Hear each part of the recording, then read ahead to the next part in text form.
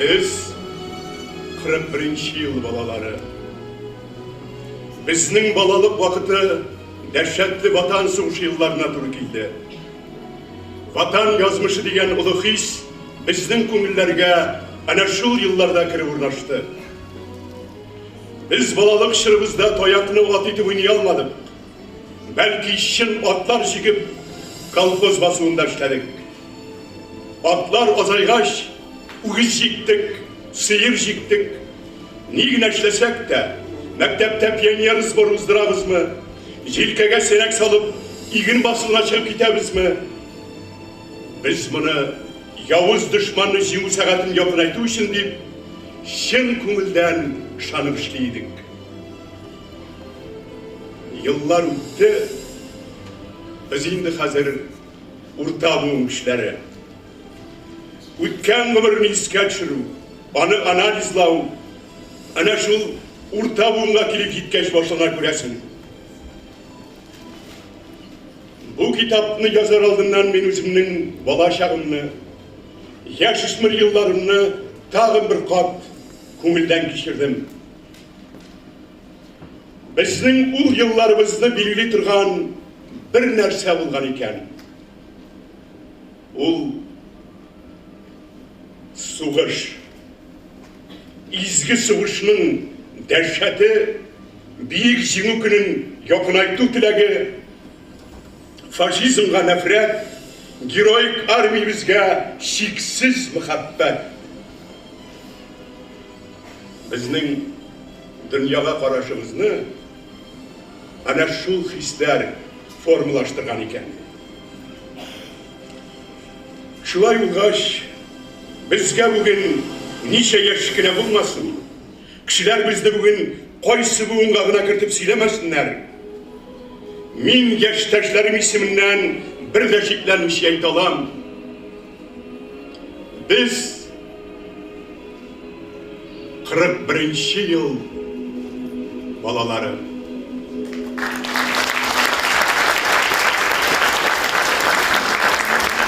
Eserini okudu Tatarstan'ın Hamarastiyan'ın xalq artisti, Галиаскар Калмымысындагы Татар Davlat Akademik Teatr artisti, Respublikamızın Abdullah To'qay ismidagi Davlat premiyasi laureati Azhar Shakirov.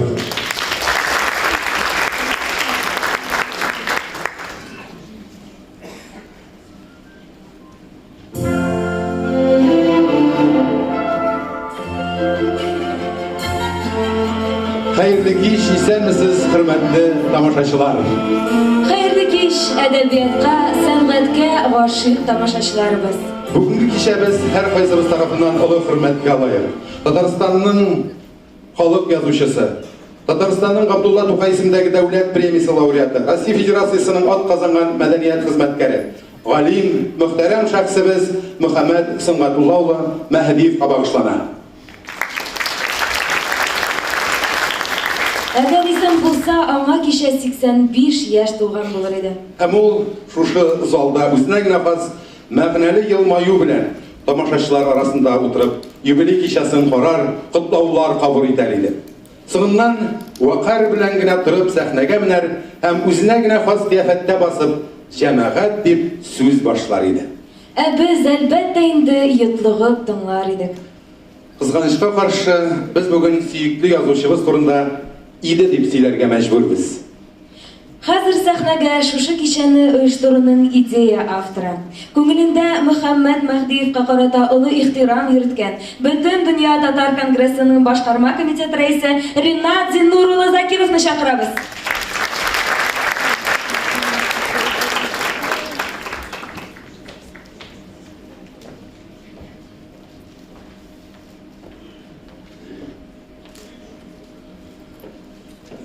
Aziz millatdoshlar, bugungi kecha ul barimiz ichida bek kutib olingan deb o'ylayman. Chunki endi ko'pdan Muhammad San'atullaning bunday kechalari uzganini men xotirlamayman. Ul bir vaqtda tanıtılga tegishli shaxs tugul, zalda o'tirgan bizning Tatar intelligensiyasi vakillarine, men sizga Birinчиден, bütün Татар Конгрессы исеменнән рәхмәтләребезне җиткерәм. Чыннан да, бу мәшһүр шәхесне искә алу ул барыбыз өчен дә кирәк, ул киләчәк буыннар өчен кирәк дип саныйм. Мин Мөхәммәд агай белән шактый еллар аралашкан кеше буларак, ул вакытларда 80-нче елларның башыннан, аның ахырына 10 еллардан артык анда хәтле 70-нче елларның урталарыннан башлап без аның белән күрешеп, белешеп яшәдек. Мин язучылар берлеге белән эшләүче кеше буларак һәр вакыт көтмәгәндә алар Фәрбаз Миннуллин белән, Талгат Галиуллин белән менә килеп керерләр иде дә, әйдә чәйеңне куй, безнең бер сәгать вакыт бар дип, бу партияның өлкә комитетына. Мин аның нәрсә икән, шулай тиешми икәнен дә бер дә уйламыйча йөгереп чәйләр куй, без чәйләр эчеп, сөйләшеп, рәхәтләнеп, аралашып таралыша идек. Мин менә аның белән аралашкан кеше Талгат агай биредә утыра, ул инде бүгенге көндә безнең милләтебезнең олы шәхесләренең берсе. Чыннан да менә Мөхәммәд агайның нәрсә турында сүз барганын мин сәгатьләр буе сөйли алам хәзер. Ул бер вакытта да зарлануны белмәс, аның белән сөйләшү шулкадәр рәхәт булыр иде. Ул татарның борынгы шәхесләренең язмышлары турында, аларның ниндидер мәзәк хәлләре турында бөтенсен белә, инде без белмәгән шәхесләрне казып чыгарып, алар турында менә бит әле монсын халкыбыз белми, менә монсы битендә онытылып калган дип, алар турында һәрберсе турында бәйнә каян казып чыгара торган булгандыр, ләкин без ишетеп тә белмәгән шәхесләрне барсында туплап, барлап, галим буларак ул шушы әйберләр белән чын галим булуын күрсәтә иде. Инде дөнья мәшәкатьләренә килгәндә ул аларга ничектер баграк әйтеп карап, шуңа күнеккән. Авырлыклар турында, сугыш чоры авырлыклар турында ул китапка гына язган, китап аркылы гына халыкка җиткергән. Үзе сөйләп, ул турында бер вакытта да сөйләгәнен хәтерләмим мин.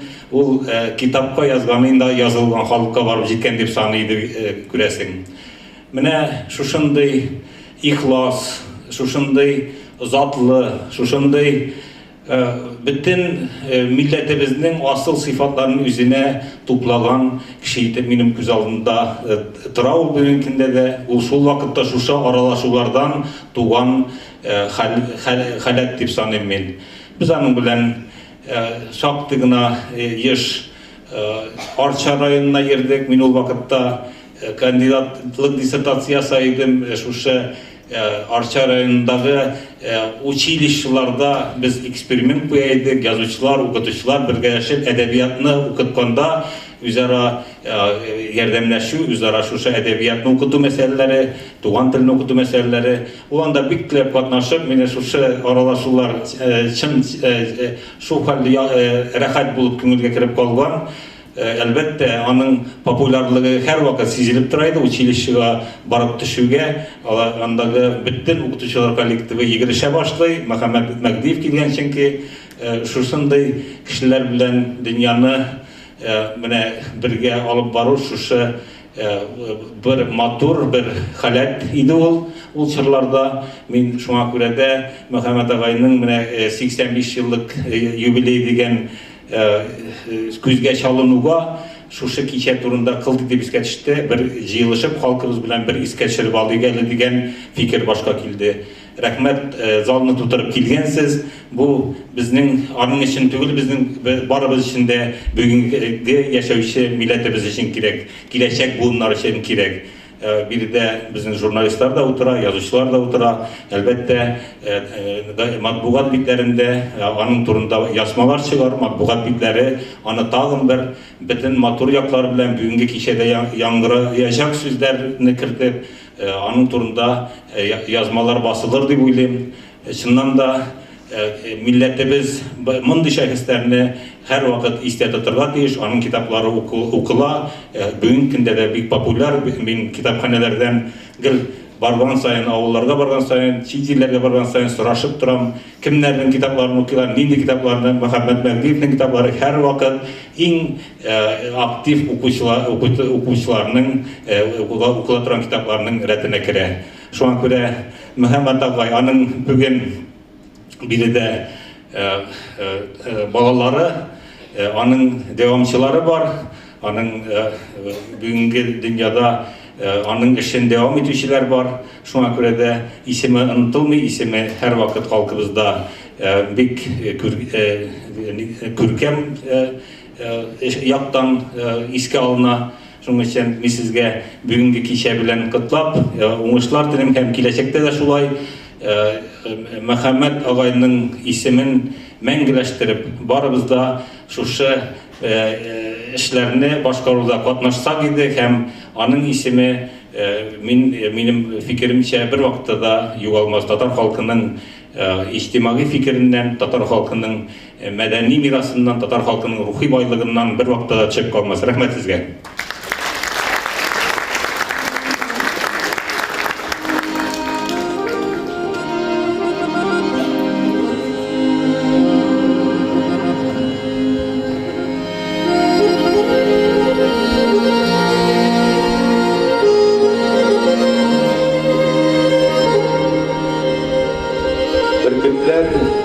Кыяга ялы дигән гыйбара бар безнең халыкта. Ни өчен бу горур чәчәкләр арасын күләгәле агач ботакларын үз итми, җилләр уйнаган кыя түбәләрен, кырыс тау ташларын сайлый. Мөгаен аның җаны әнә шул кырыс җилләрне җиңеп, каршылыкларны буйсындырып үзенә канәгатьлек табадыр. Әйе, шулайдыр. Мөхәммәт Мәһдиевнең да тормышы әнә шул бөркет кебек каршылыкларны җиңүдән торды. Бу аның тышкы кыяфәтендә дә чагыла иде. Мәгърур гәүдә, буйсын, үткен горур күз карашы. Ул тормыш белән үзе сайлап алган пьедесталдан торып сөйләшә иде.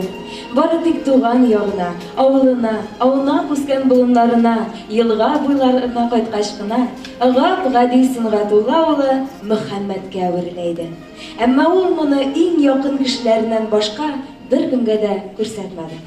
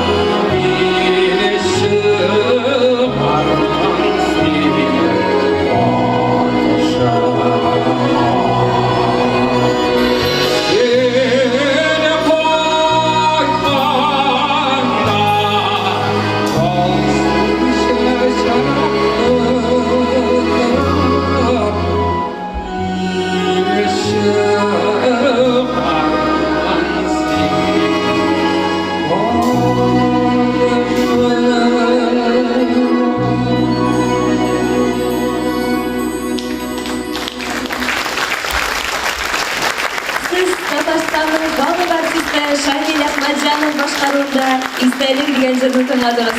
Сезләрнең рәгыйдә Янбулатова Килем Таһир Кәримов язган.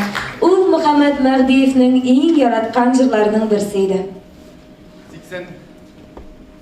80-90 елларда татар әдәбиятында Мөхәммәд Мәгъдиев феномен дигән төшенчә барлыкка килде. Кемнәрдер ул язучы түгел дип, кемнәрдер ул галим түгел дип, аның ягына тәнкыйть ышкыны ыргыта башладылар. Әмма Мөхәммәд Мәгъдиев бернигә карамыйча язды да язды. Без 41-нче ел балалары дип исемләнгән кечкенә генә, юка гына китапчык, язучы Мөхәммәд Мәгъдиев өчен укучылары, татар халкы күңеленә киң юл ачты. Аның артыннан 1979 елда Кеше китә җыры кала, 80-нче елда Ут чәчәге, 85-нче елда Торналар төшкән җирдә, 1988 елда Фронтовиклар, 90-нчы елда Бәхилләшү, 93-нче елда Ачы тәҗрибә һәм башка күп кенә китаплар табадан төшә торды. Укучылар һәр китапны көтеп алып, йотлыгып укый тордылар. Авыл китапханәләрендә Мөхәммәд Мәгъдиев китапларына чиратка язылу күренеше пайда булды. Мөхтәрәм язучыбызның һәр әсәрендә сугыш темасы, сугыш чоры кешеләре язмышы дәвамлы рәвештә күрсәтелә килде. Икенче бөтен дөнья сугышының барасат шаукымы рәхимсез давыллы Европа илләре буйлап кына түгел, Казан артында тыныч кына яшәп яткан Гөберчәк, Сикердән кебек кечкенә генә авылларны да үз ирмәсенә суырып алды. Сабан туйга, урып җыюга печән өстенә әзерләнеп яткан авыллар кисәктән килгән хәбәрдән югалып калдылар. Әмма аларны бу хәләттән тиз чыгардылар. Авыл ир-егетләрен сугышка озатырга әзерләнә башлады. Ә хәзер Татарстанның халык артисты Хәлим Җәлалов башкаруында Кеше китә җыры кала әсәреннән бер өзек тыңлап китик.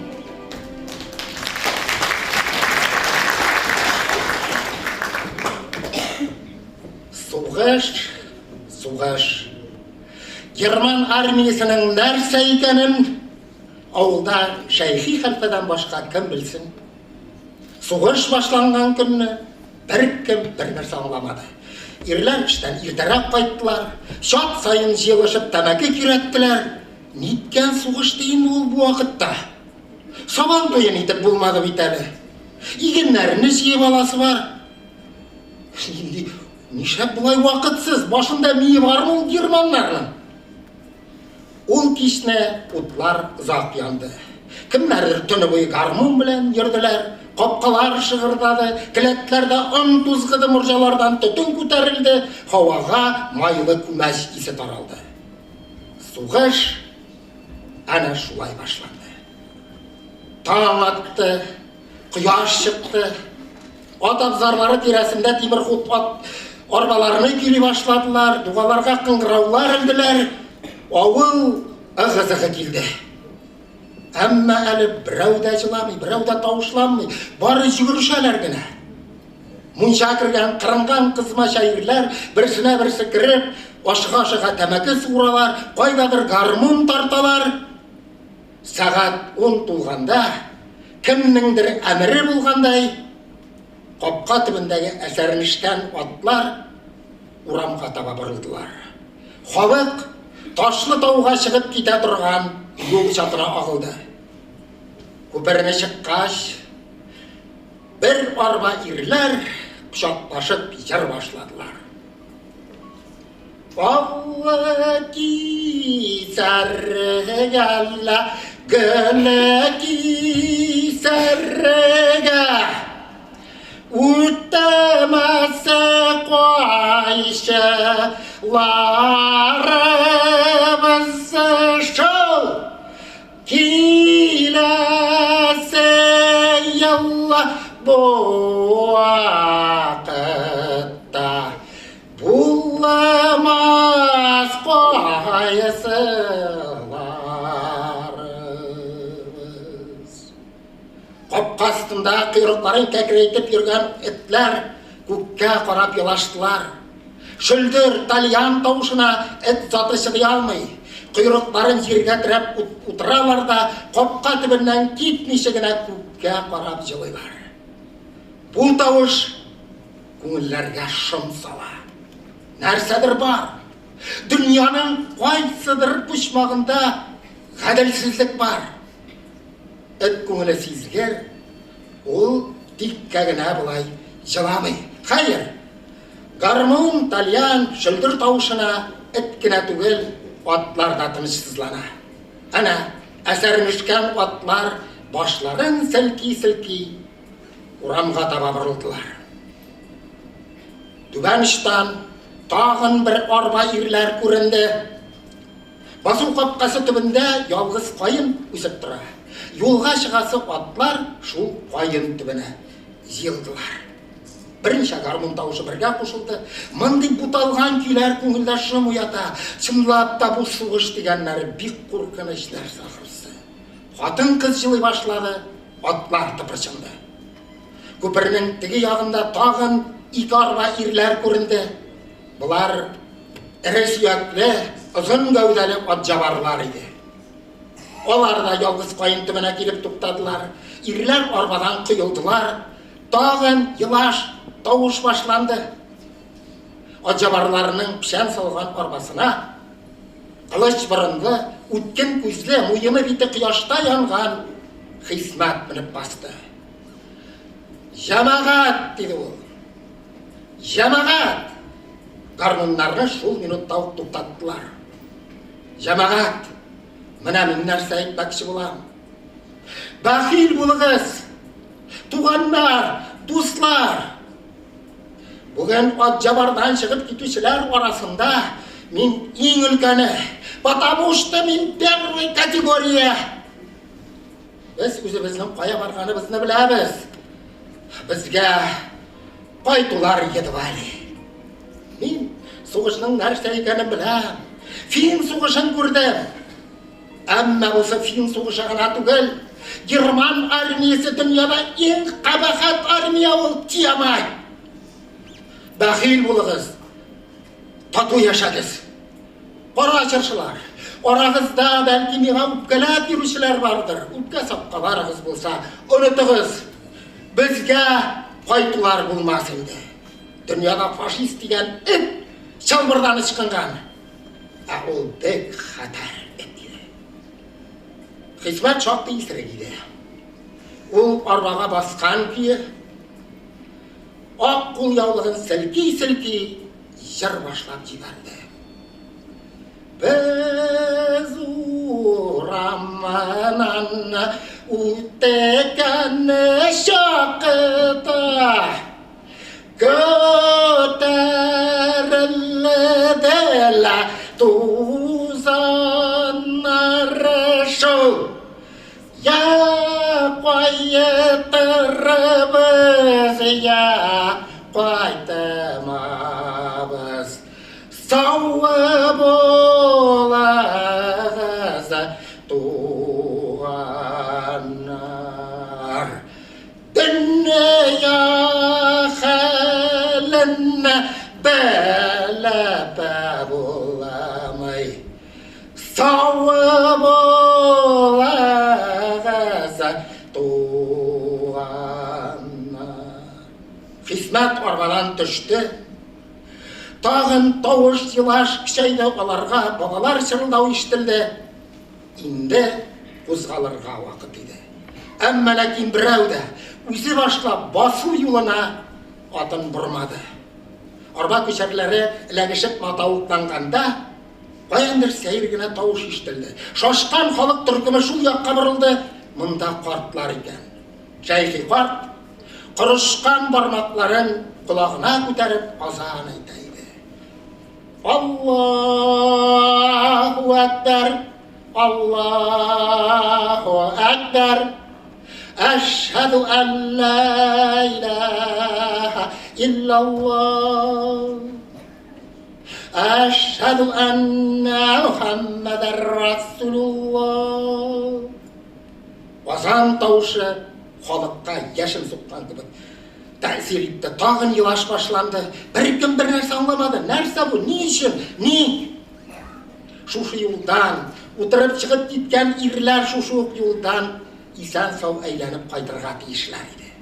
Оларының бірісі де өлерге тиіш түгел еді. Оларының мұңа хоқлары юқ еді. Шуңа көрі, бүгін үткәрілген бүтін шаралар, ішленген бүтін ғамәллер де orunlu sanaldı. Atlar biram uzalıp gittiler.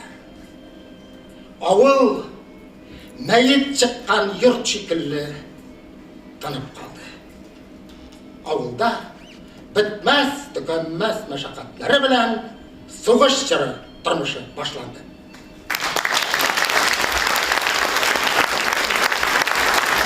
Halil Zererov. Sahnede Tatarstan'ın halk artisti Leytenant Fatih, Tatar halk jırı Medinem Gülkayım. Bu jır Muhammed Mahdiyev'nin en yaratkan jırlarının birisiydi.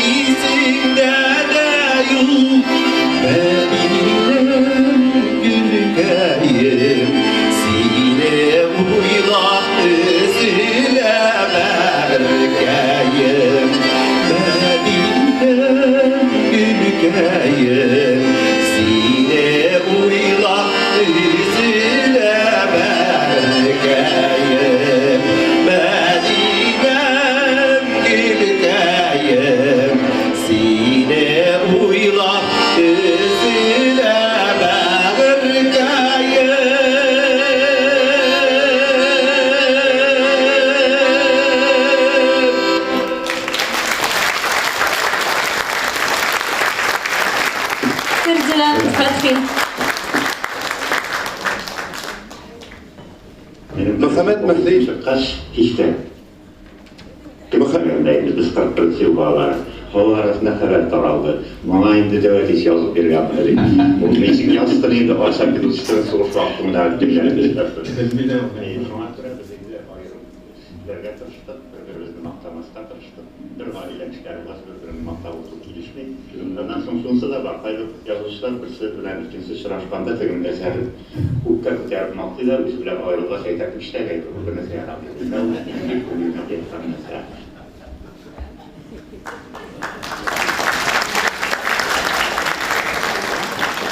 Muhammed Mahdiyev kişiler arasında özünün işki dünyasını şır aşarga yaratmadı. Ama her fagidede iskerme bulgan kibik, onun prinsiplarında da iskerme var idi. Yazgan kitaplarında hem tabiat bilen birge bir kalganda yazışı ihlas, işkirsiz buldu. Okuşusuna canın açıp saldı. Yazışı icad kişisi bigirek nişke köngülleyindi. O kitapni yazıp bitirgen günlerde avuluna koydu. Nişik madur etip küre ol avuluna. Qayttım, köngül nişkerdi diyor. Bəxilləşu əsərindən üzük, Uqi Rail Muhiddinov.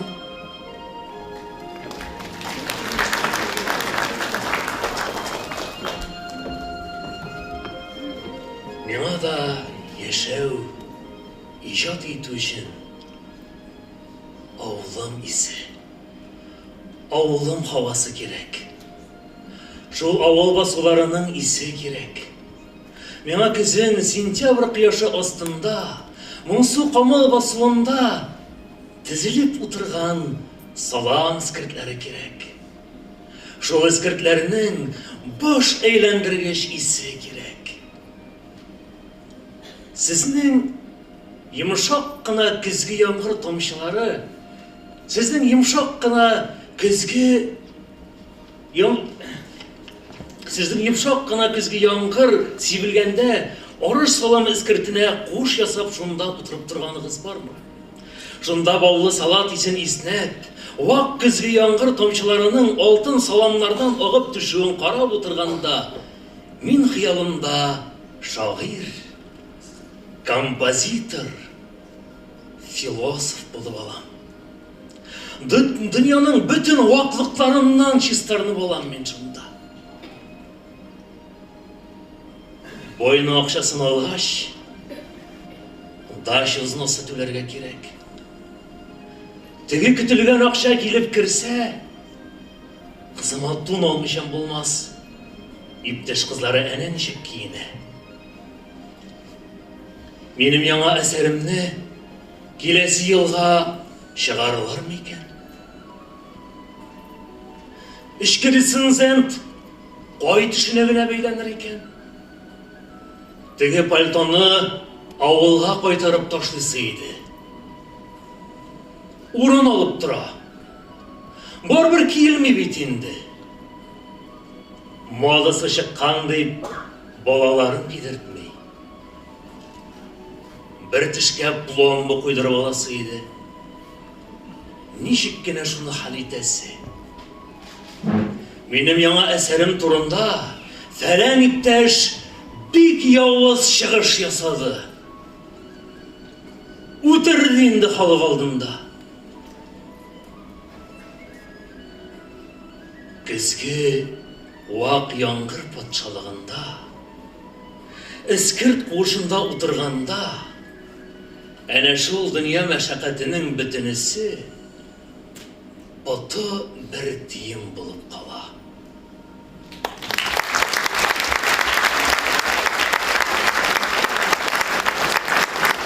Идаш Минаев сүзләре, Фәрит Хатипов музыкасы. Аккүл. Җырлый Сиринә Зәйнетдинова.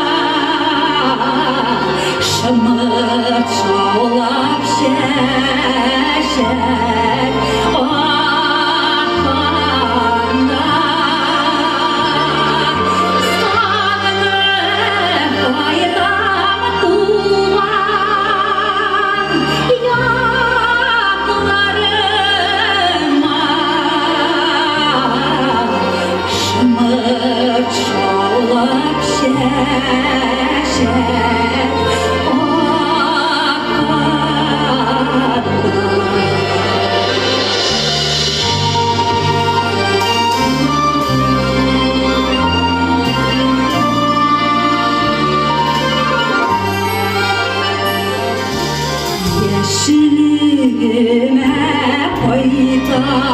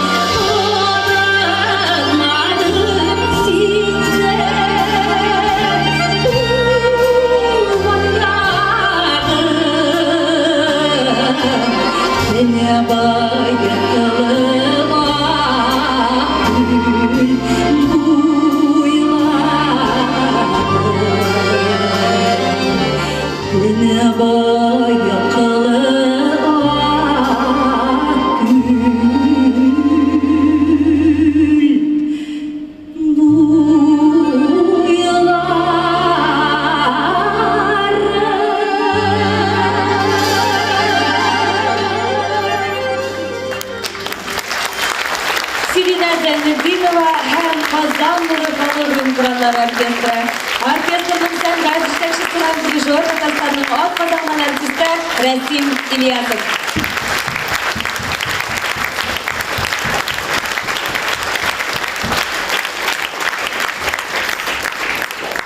Мөхәммәд Мәһдиев кыйып куйган язучы гына түгел. Аның галим, тәнкыйтьче, педагог булуында онытмыйк. Мөхәммәд аганың 1960 еллардан алып 90 елга кадәрге тормышы Ульянов Ленин исемендәге Казан дәүләт университеты белән бәйле. Башта татар әдәбияты кафедрасында аспирантура, аннары шул кафедрада ассистент, өлкән укытучы булып эшләде.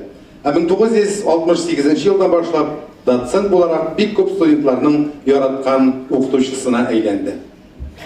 Хәзер сәхнәгә Мөхәммәд Мәһдиевнең шырдашы, хезмәттәше, Татарстан Фәннәр Академиясенең әгъза корреспонденты, академик, филология фәннәре докторы, әдәбият галиме, профессор Тәлгать Галиуллинны чакырабыз. Рәхим итегез.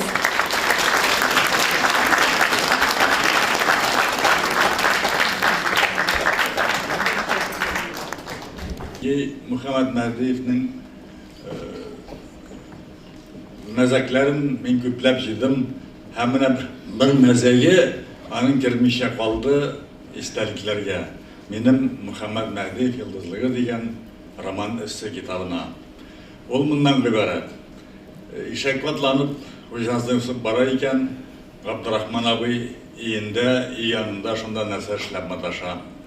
Исәнләшкәч, не дейінде, хуҗа абзый, синең ди вакытың юктыр инде ди, чәй эчәргә кереп тормассың инде ди.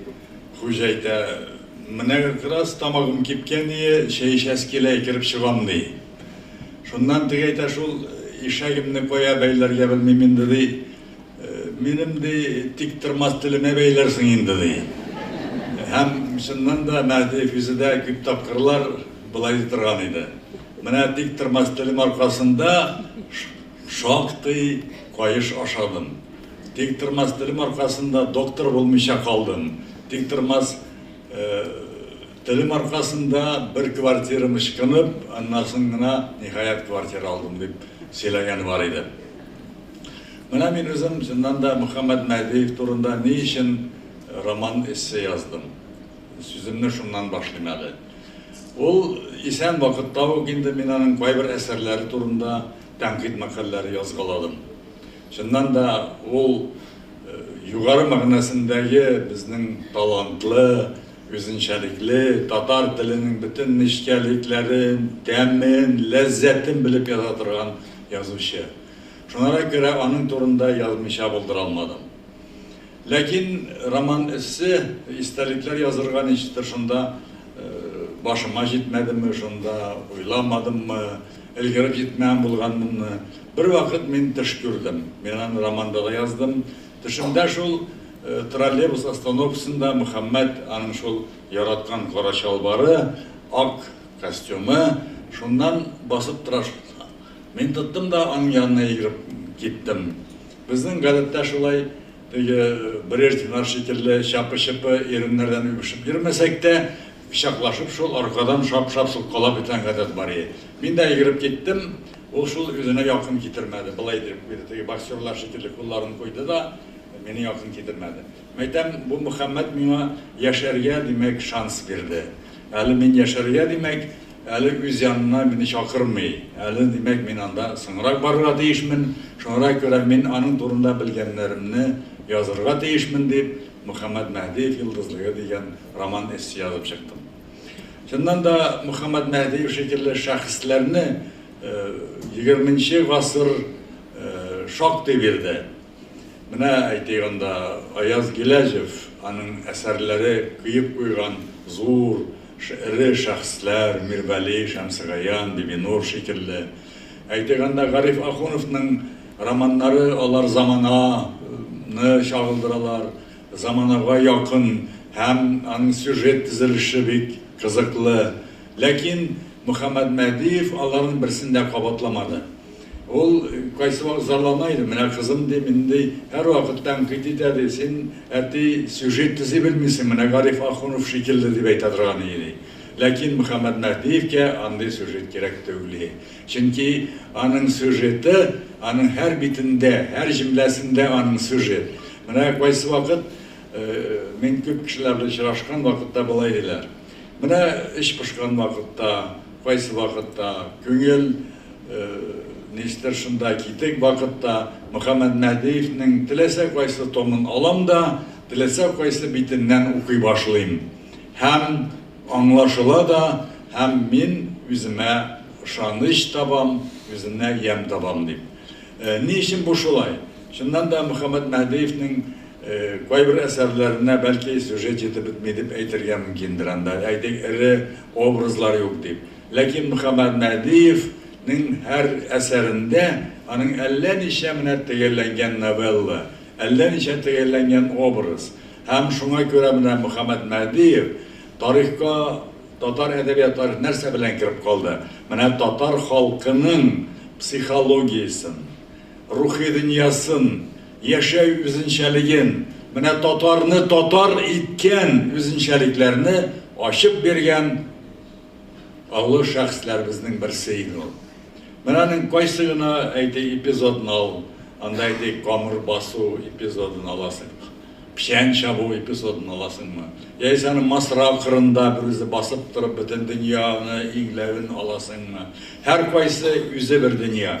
Менә бу яктан караганда Мөхәммәд Мәһдиев шуннан да безнең татар халкының иң нечкә, иң теге тирәндә яткан, аң төпкелендә яткан үзенчәлекләрен ачып биргән олы шәхесләр безнең берсе иде. Һәм әлбәттә онытырга кирәк түгел, җәмәгать, ул язучы гына түгел. Әлбәттә ул зур язучы, тарихта калган язучы, калачак язучы. Аны телисеңме, теләмибезме без, ул тарихта калачак. Ләкин шул вакытта ул студентларның яраткан педагогы иде. Менә аны шул мәхәббәт гәүдәсе, менә күрдегез сез аны шул, мин чагыштырдым аны шул теге грек борыны шикелле, Сократ маңгай, киң маңгай. Һәм ул бер вакытта да шул яшеренеп, каяндыр әйтик, стена буеннан йөрмәде. Нидән без ул вакытта укыйдык әле хим корпусының 4-нче катында, ул һәр вакытта уртадан бер кадәр кулларын җәеп, рәхәтләнеп бара. Һәм студентлар белән исәнләшә, студентлар әлбәттә юл бирәләр инде. Һәм кайсы белән исәнләшә, кайсына шул сәлам әйтә, кайсына үзенең киңәшен бирә, кайсын тирттереп ала, шеметеп ала. Һәм һәр вакытта да менә Мөхәммәд Мәһдиевне шул бигрәк тә тәнәфес вакытында күрәсен килсә, анычыкта коридордан карау менә шул кыш шикелле кулларын җәйгән, һәм акрын гына уртадан гына бара, һәм анарга барса яратып карыйлар. Чөнки шуннан да аның әсәрләрен, аның теге дәресләрен әйтәсем килә. Башка факультетлардан йөреп тыңлыйлар иде. Менә мондагы студентларның күбесе аны тыңламаган, аны белмиләр. Ләкин шул менә аны тыңлаган студентлар безнең йөзләгән, меңләгән, алар бәхетле. Алар бер вакытта да аның сүзен, аның әйткән җөмләсен онытмаячаклар, чөнки ул аны күңелгә сеңдереп әйтә белде. Һәм икенчесе, ул әлбәттә тәнкыйтьче иде. Ул әлбәттә зур галим иде. Менә Гәүһәр ханым, аның кызы соңгы вакытта аның публицистикасын җыеп яңа әсәрен чыгарды. Аның без ачы тәҗрибә дигән публицистик әсәрен белә идек. Анысы шул күбрәк аның үзенең биографиясына карый. Менә инде менә Гәүһәр чыгарган китапта аның чыннан да публицист булуы күренә. Ул нинди генә проблеманы алмый, кимне генә алмый, нәрсәне генә күтәрми. Һәм ул күтәрмәгән bir nindей проблема да юк шикелле, хәтта на китапны күгәч. Мәсәлән, ул былай дип яза. Әгәр дә кеше дә бер системага ошамаса дә, ул икенче системага шулай ошамаячак ди. Инде патша системасына ошамаган кеше, ул әлбәттә большевизмга да ошамаячак ди. Ул әлбәттә инде ярлы ябага турында түгел, зыялы шәхесләр турында сүз алып барды. Һәм ниһаять Мөхәммәд Мәһдиев ул кеше иде. Кеше иде, аның белән аралашу үзе бер дөнья иде. Менә монда бик күпләр аны яхшы беләләр, менә Равил Файзуллин, ул вакытта коллегия әгъзасы иде, менә Илфак Ибраһимов аны яхшы белә, Индус Ризак Шана Таһиров утыра, менә монда яшьрәк безнең язучылар утыралар. Алар аны барысы да яхшы белеп, күреп калдылар. Һәр кемнең үз Мөхәммәде бар, үз Мәһдиеве бар. Чөнки ул бөтен кешегә үзенең йөрәк җылысын бирә иде, бөтен кешегә үзенең матур сүзен таба иде, бөтен кешегә аның әйтер сүзе бар иде, һәм аның белән юл йөрү чыннан да иң зур бәхет иде. Менә мен белән күп тапкырлар бардым Чаллыга, аны сизмидә каласың, менә шул 4-5 сәгать юлда барганны, ул һаман сөйли, табигатны чагыштыра кеше белән, кешене чагыштыра табигат белән, берәр мәзәк сөйли, әкият сөйли, аралашып шунда берәр кешегә бәя бирә, һәм шул рәвешле аның белән аралашуы бик җиңел иде. Мин шуларны күреп калуым белән, аның белән дус яшәвем белән горурланам чыннан да. Ул безнең әле ул шәхесебез, милләтебезнең лашыны, милләтебезнең мактанычы әле узак еллар дәвамында безнең әдәбият күгендә якты йолдыз булып калачак. Аннары җәмәгать менә соңгы сүзем тәмамлыйм, чөнки әйткәннәре миңа 5 минут кына сөйләргә. 4 минут китте. Менә мин үзем мәсәлән Казан урамында Мөхәммәд Мәһдиев исемендәге урамны күрәсем килер иде. Мөхәммәд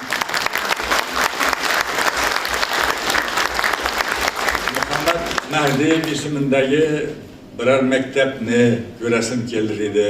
Ул әйтик, хәзер татар мәктәпләре Казанда күп түгел. Барыбер алар инде рус мәктәбенә кушсаң да була.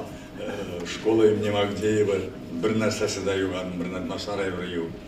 Аннан соң ниһаять өченчесе, чыннан да Мөхәммәд Мәһдиевнең әле басылып ятмаган, таралып ятмаган, яткан әллә ни хәтле хезмәтләре бар. Аның әйтик 5 томлыгы чыкты. 5 томлыгы аның әле мирасының бер өлешен генә алды. Шуңа күрә менә киләчәктә аның 10 томлыктан торган барлык әсәрләрен томлаган сайлан әсәрләрен чыгарасы иде. Гәүһәр бу сиңа бурыч инде, әлбәттә. Һәм ниһаять иң соңгысы җәмәгать. Шуннан да Мәһдиевнең рухы безнең арада, безнең белән. Ул безне ишетеп, күреп ята. Һәм менә шул безнең сөйләшүебез, безнең аны искә алуыбыз, аның рухына чыннан да безнең аны яратуыбыз, хөрмәт итүебез булып барсын иде. Рәхмәт сезгә. Бик зур рәхмәт дуслар. Сәхнәдә Татарстанның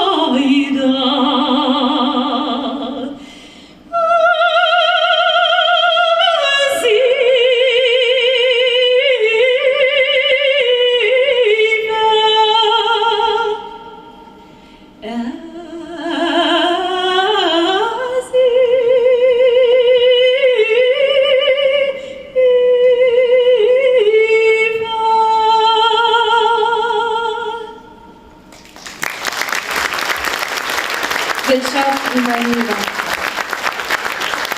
Татар халык җыры Әзизә шулай ук Мөхәммәд Мәгъдиевнең яраткан җырларының берсе иде. Университетта эшләү дәверендә татар әдәбияты, аның тарихы буенча күпме фәнни хезмәт язылган, күпме экспедицияләрдә йөреп, күпме халык авыз иҗаты әсәрләре җыелган. Татар әдәбияты һәм бөтен дөнья әдәбияты буенча укылган лекцияләрен студентлары бүген дә сагынып искә алалар. Хәзер хөрмәтле тамашачылар, сәхнәбез түренә Татарстанның халык язучысы, республикабызның Габдулла Тукай исемендәге дәүләт премиясе лауреаты Марсель Галиевны чакырабыз. Марсель әфәнде, рәхим итегез. Мөхәммәд аганы беренче тапкыр күрүем бүгенгедәй хәтердә. Университетта беренче курста көтеп утырабыз. Мөхәммәд Мәгъдиев дигән укытучы кергә тиеш. Минем әлбәттә аны ишеткәнем юк иде. Мин армиядан соң кайтып кердем. Әдәбиятны бик олакта ачарын белмидер идем. Шуннан ишек ачылып китте. Кара костюмлы, ак күлмәктән галстук куган матур бер кеше килеп керде һәм башка укытучылар кебек исәнләшеп тормады, алга узды түргә. Үзе сөйләнә, мин Мөхәммәд Сәнгатович Мәгъдиев булам, доцент, сезгә фольклор укытачакмын диде. И барып кырын басты. Ул бер качанда туры басмый иде. Я уң ягы белән, я сул ягы белән. Шулай йөреп тора, ләкин ул кырын басса да үтәли күргән кебек күреп торалар барыбызны да. Шуннан ул Пенелопа Одиссей турында сөйләп китте. Мин шок кадып тыңлап торам, икән мондай әсәр дә бар икән дөньяда. Бу Одиссей дигән теге борынгы грекларның Илиадасын, Одиссейн сөйләп тора икән безгә. Шуннан мин йөгереп чыгып, булай диде, моны уку сезгә мәҗбүри түгел. Тышының нинди төстә икәнен белсәгез, шул җиткән ди, мин имтиханда сорармын ди. Сән барыр булдырамсыз, укып чыга алмассыз ди. Мин йөгереп чыгып, кешеләр алганча дип теге китапларны алсам, ул котышкыч авыр, котышкыч зур китаплар икән һәм Мөхәммәд абый сөйләгәнне таба алмыйча бик озак берничә көн яфаландым. Чөнки ул бик катлаулы һәм озын язылган, Мөхәммәд аганың сүзелтәсен генә сөйләгән икән безгә матур итеп. Менә шул кадәр матур укытадыр ул безне. Ничектер уйный да беләдер ул бу тормыш белән. Кешеләрдән көлә беләдер үзеннән, шул кадәр кызыклы кеше булган. Әйтик, менә дәрестә булай ди бер вакыт. Бар бит әле Галимҗан Ибраһимовның татар хатыны ниләр күрсәтми романы. Диде дә туктап карап кырын шулай. Бөркет тіге өзінің құрбанын кеткен кебек тұра болшын деймізгі. 30 кіші арасынан табыла енді біреу. Алай түгіл бет ол Мұхаммед ағайды, ол бет татар хатының нелер көрмейді. Шулай бет әлі, ялғышқанмын деген мұлатыға. Сынап қарайынды бізіне. Анасын бір вақыт соғыш шыры фәліклерін сөйлей бұл. И Ғаділ Құтайның сағындым, бек сағындым сені туған ел деген нәсірін оқи. Шул вақыт бір кім яза алмай. Шул қадар бәрхіт тауыш білән бір күйге генә матур етіп оқи. Бүтін кішінің көзінде яш. Мына шул тіләсә күлдірә, тіләсә шаярта, тіләсә жылата білген язушы еді. Ол әсерлерінде де шулай, тұрмышта да шулай. Мен аның бұл құтқан вақытта бек көп қызық фактлар болды. Бір вақыт енді имтихан вақытында айтам меңа, сен репортаж жазды Ленинск газетісіне, мына біздің имтихан тұрында да. Ленинск деген газет шығады университетте, Rusша, екі беткене, ақыру кішкенегіне газеті. Мен енді қайтып бек әштір-үштір жазды, бағаны тезгіне тәржіме етіп шығардым. Бір атынадан келе бұл карьер біліп. Қырын тоқтады шылай, сен жігіт менің сөзіне бітемәгенсің дейді.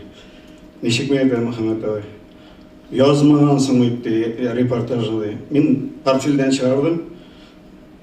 Қарады бірінші беттегі, мен бет газетлерінің бірінші беттен оқымайым деген бір қашында. Менің бірінші бетте шыққан деген. Ана шындай қызық кішігеді. Біздің даның әсерлерін, нән тіге әсерлері шыққан сайын күтіп алып, ондағы қызық фактларын, қызық моментларын бір-бірімізге сөйлешіп, күліше едік. Әйтек мұна бірнеше гіне деталь қайбір әсерлерінен. Зәкәржан деген бір кіші тұрында yazды ол. Соңынан Қазан ұлтларында біз шығарған уақытта өзгәрттірді есімін, чүнкі ол кіші есен еді. Мен көрсетті де olan бір мәхәбәт бойлы орша кішісі. Оның тұрында ғажап фактлар. Мұның енді соғыштан қайтқан моменті халық жиылған, соғыштан қайтқан бекін көріп дүниялар әлі көбісінің ерлері қайтмаған. Мұнан сұрашалар, бұл енді флягыны қойған, спиртлі ятқырып дей, үстелге вақыт ішіп ала. Қызып кейті енді бір вақыт вперед Закаржан деп айтты дей, гәудесін ашық тәрәзеден бақшаға алып ұрғытты дей. Мотор өтіне гәудесін алып ұрғытты. Бір қашанда әлі әдебиетте бұл yazылған ой. Аннарасын бір солдат қайта армиядан рус қызына үйленіп қайтқан. Рус қызының енді ғұрып ғадетлері де біздің аның әнесіне аңашылды. Мен әйтек шештары да шул тарақын аш стәліне қоятығы шуларды үйретелер ентіңе. Ләкин бір моменті бар шының, ажайып енді. Келіннің де көзге көрініп бел туры тазара башлады. Тірек күмішіне олдан үйгірткен болғаннар ғой. Ажайып мотор деталь бет шушытты. Бұны андайлар көп. Зәкәржан қоядар шетке кеткеш, түрмеге мекен ансы қатырдайту, әнесіне қат жаза. Менің бәрәңі бақшасына көмген алтын болған дейш, бек бәрәңі қозығанда бейік соққыланы қызды. Ол жылыны бей Зәкәржанның бақшасын үшмәкте әсірділер. Бір вақыт Мұхаммед ағайының өзіге ойы, мен енді аның ештәшілері біле отырғанда табында тос әйтен шынды. Мен әйткенлер бет, Достоевский әйткен ғой, әгер де шет планетадан кіші келіп, мұнда нендей халық яши бұл дүнияда деп әйтсе, аңа біргіне китап беріп болар еді, Сервантестің Дон Кихотындай. Шуны мисал айтып кетірімді, мен әйтен татар халқы мендей деп сұраса, шет планетадан кіші келіп. Аңа фәқат Мұхаммед Мәхдиев китабын беріп болар еді деп, рөмкіні көтерген, ұллар көтерілмей біреуді. Бияқта зорғын язушылар отыра бияқта. Мен сонда бек зор ялғашлық шегенімін аңнап, бек ауырлық біле ішкі аларымда жойлап, Сезнең китапларында сорап алыр иде ул дип. Ул кеше дип.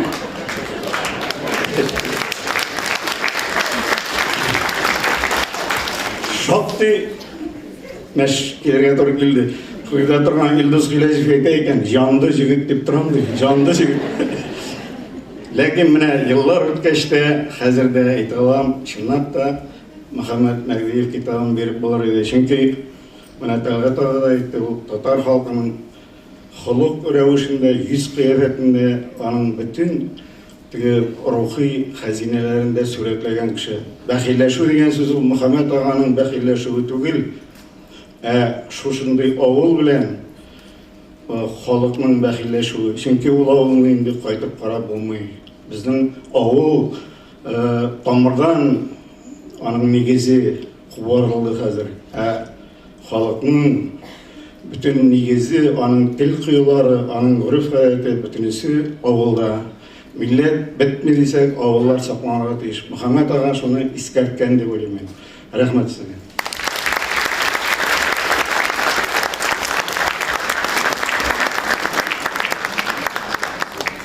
Тагын шунысы да игътибарга лайык. Мөхәммәд Мәһдиев Габдулла Тукайның барлык әсәрләрен өйрәнгән һәм аның бик күп шигырьләрен яттан белгән кеше.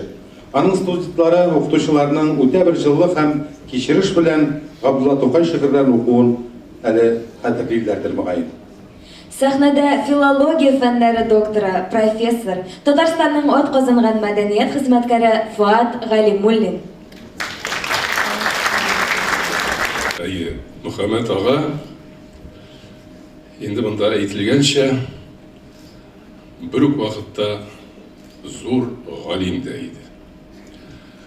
Ул 60-нчы еллар уртасында татар совет әдәбиятында тәнкыйть дигән темага кандидатлык диссертациясе яклады. Әлбәттә, бу аның өчен гаҗәеп җитди бер сүз әйтү вакыты иде. Чөнки 17-32 еллар арасындагы тәнкыйтьне өйрәнде ул.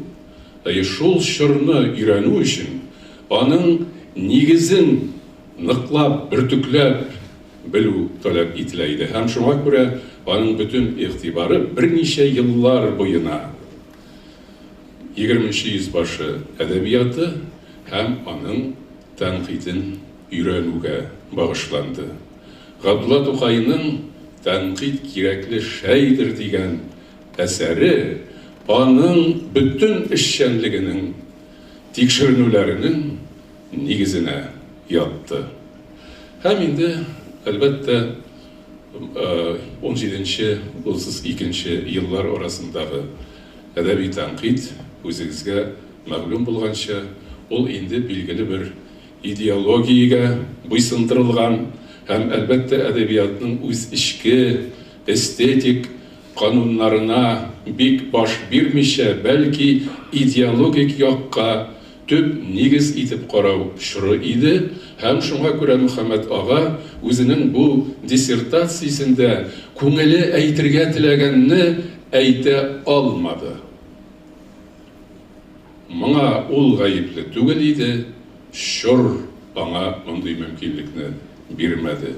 Аның каравы инде хәл-әхвәлләр йомшый төшкәч, ул үзенең бик күп хезмәтләрендә ул вакытта әйтә алмаганны әйтергә өлгерде. Менә биредә миңа сүз бирер алдыннан аның Габдулла Тукайга булган мөнәсәбәте турында искә төшерделәр һәм чынлап та без аның бик күп шушындай зур эшләре белән бер рәттән Тукайга булган мөнәсәбәтен аерып күрсәтә алабыз, чөнки ул һич тә арттырмыйча, тартмыйча, сузмыйча безнең бөек тукайчыларыбызның берсе.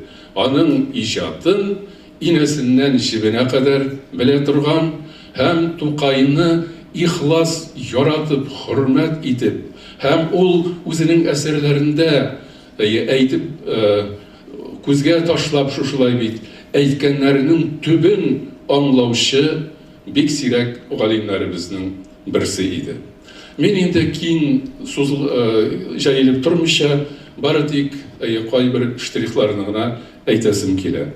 Міне мәселен 1990 жылда біз аның білен Аяз Ғилажев, ол, мен, Көкшетауға Ибрахим Салаховның 80 яшілігін уздырырға бардық.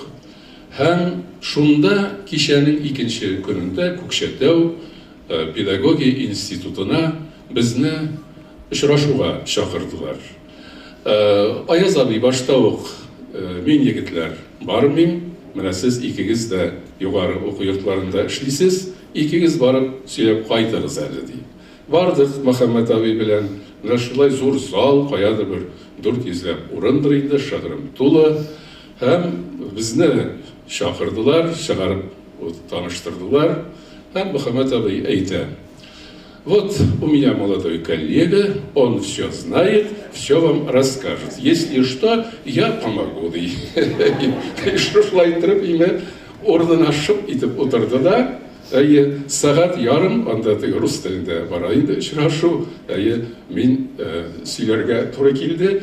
Бер генә урында ул Муса Җәлил турында сорау килгәч, мин дә әйтим әле дип, бер булышып алды. Аның каравы, чыгыш тәмамлангач, сораулар килә башлады. Бер өлкән генә абый, абзый, профессор, аппак чәчле, сәхнәгә үк менеп булай ди: менә сез Татарстаннан, Казаннан килгән галимнәр, ләкин сез бит Тукайны дөрес бирмисез халыкка, дөрес җиткермисез. Нәрсә дә эш? Мөхәммәд абый сагайып калды.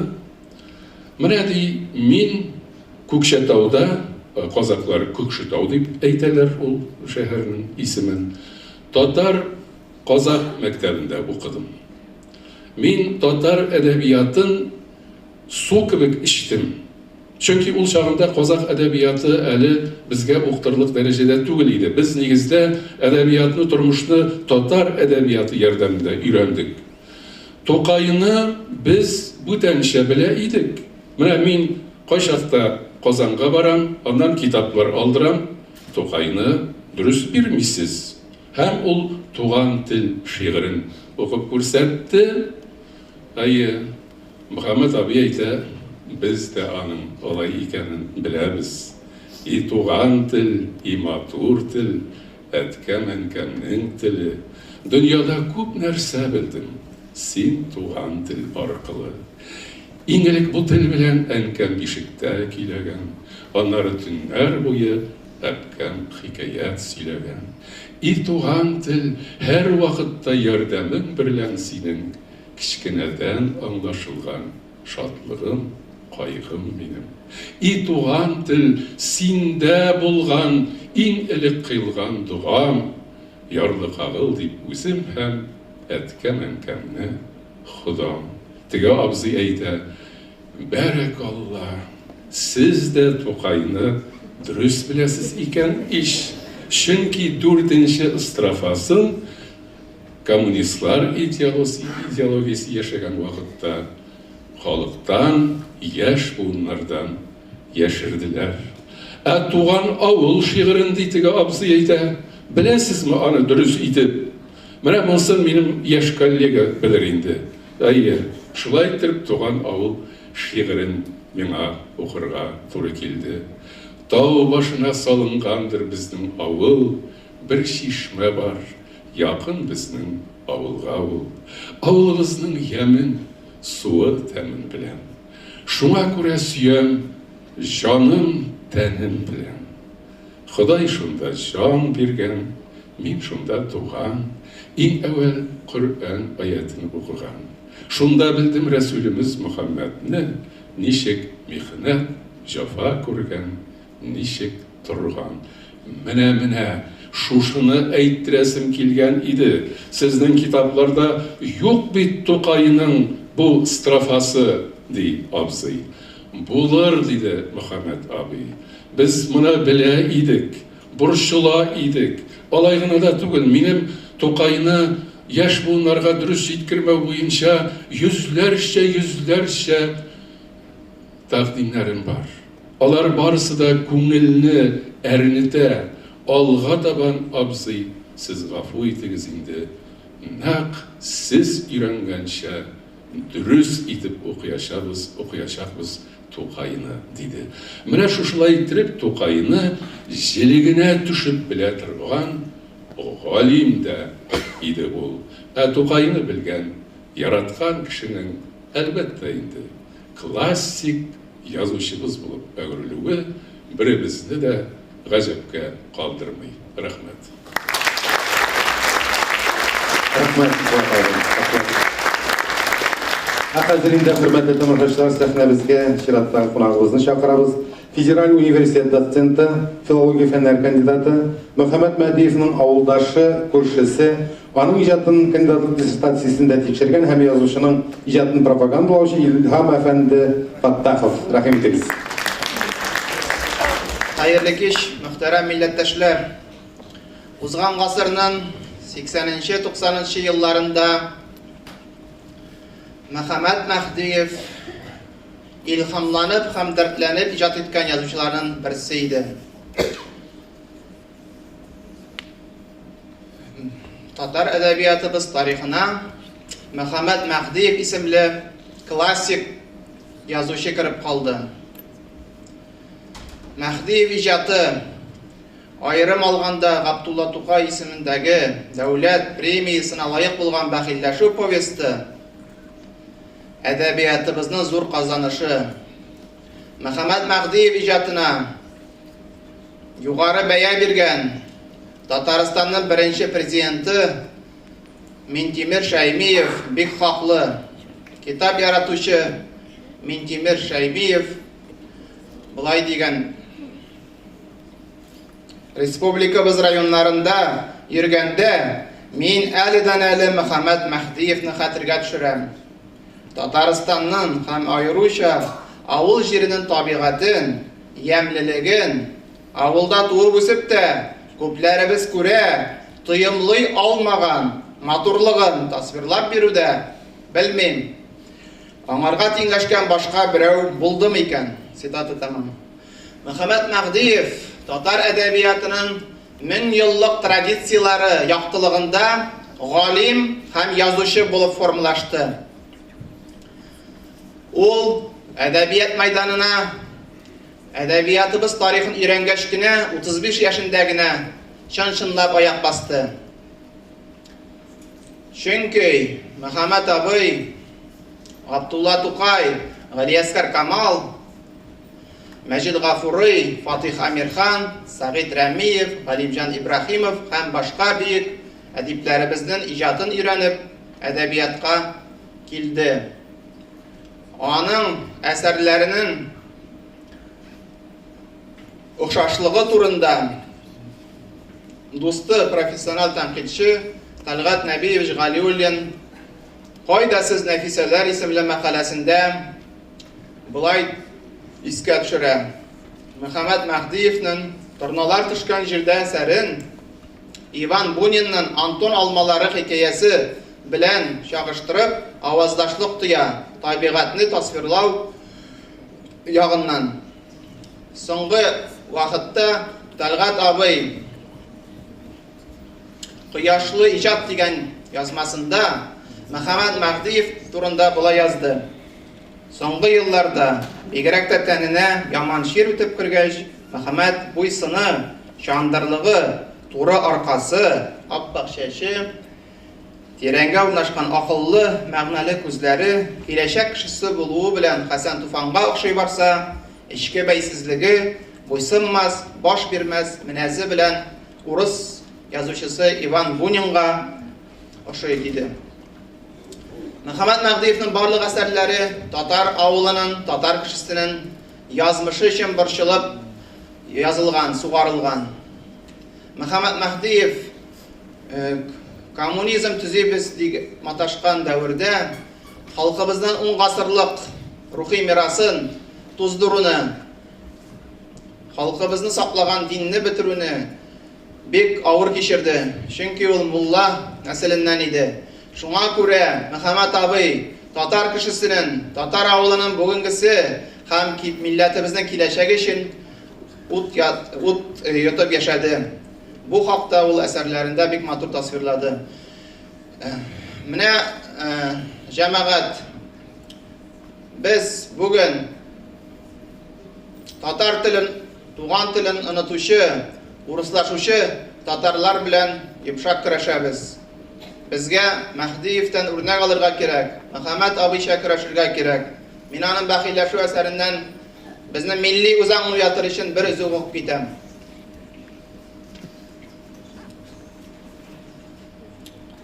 Мәсәлән, авыл басуында яшел борчак ашап үскән Фәлахетдин армиягә алынгач, Мәскәү хәрби гарнизонында 3 ел хезмәт иткән, Мәскәү өлкәсендәге бер шәһәрчектә ашханәдә пешерүче Валентина исемле рус кызы белән танышкан. Бераздан аның телевизорлы квартирасына йортка кергән. Окрошка дигән суык аш ашарга өйрәнгән. Цитата башлана. Ләкин борчак басуыннан зур шәһәргә кисәк сикереш аның баш миенә авырга туры килгән. Һәм Фәлахетдин әти-әнисендә туган авылында оныткан. Марҗага өйләнүен хәбәр итәр өчен хатыны кушуы буенча гына авылга кайткан. Картларга килен бүләкләрен тапшырган һәм икенче көнне генә бары тик урысча бер җөмлә әйткән. Я ваш язык забыл ди. Я женился ди. Скоро уеду от вас ди.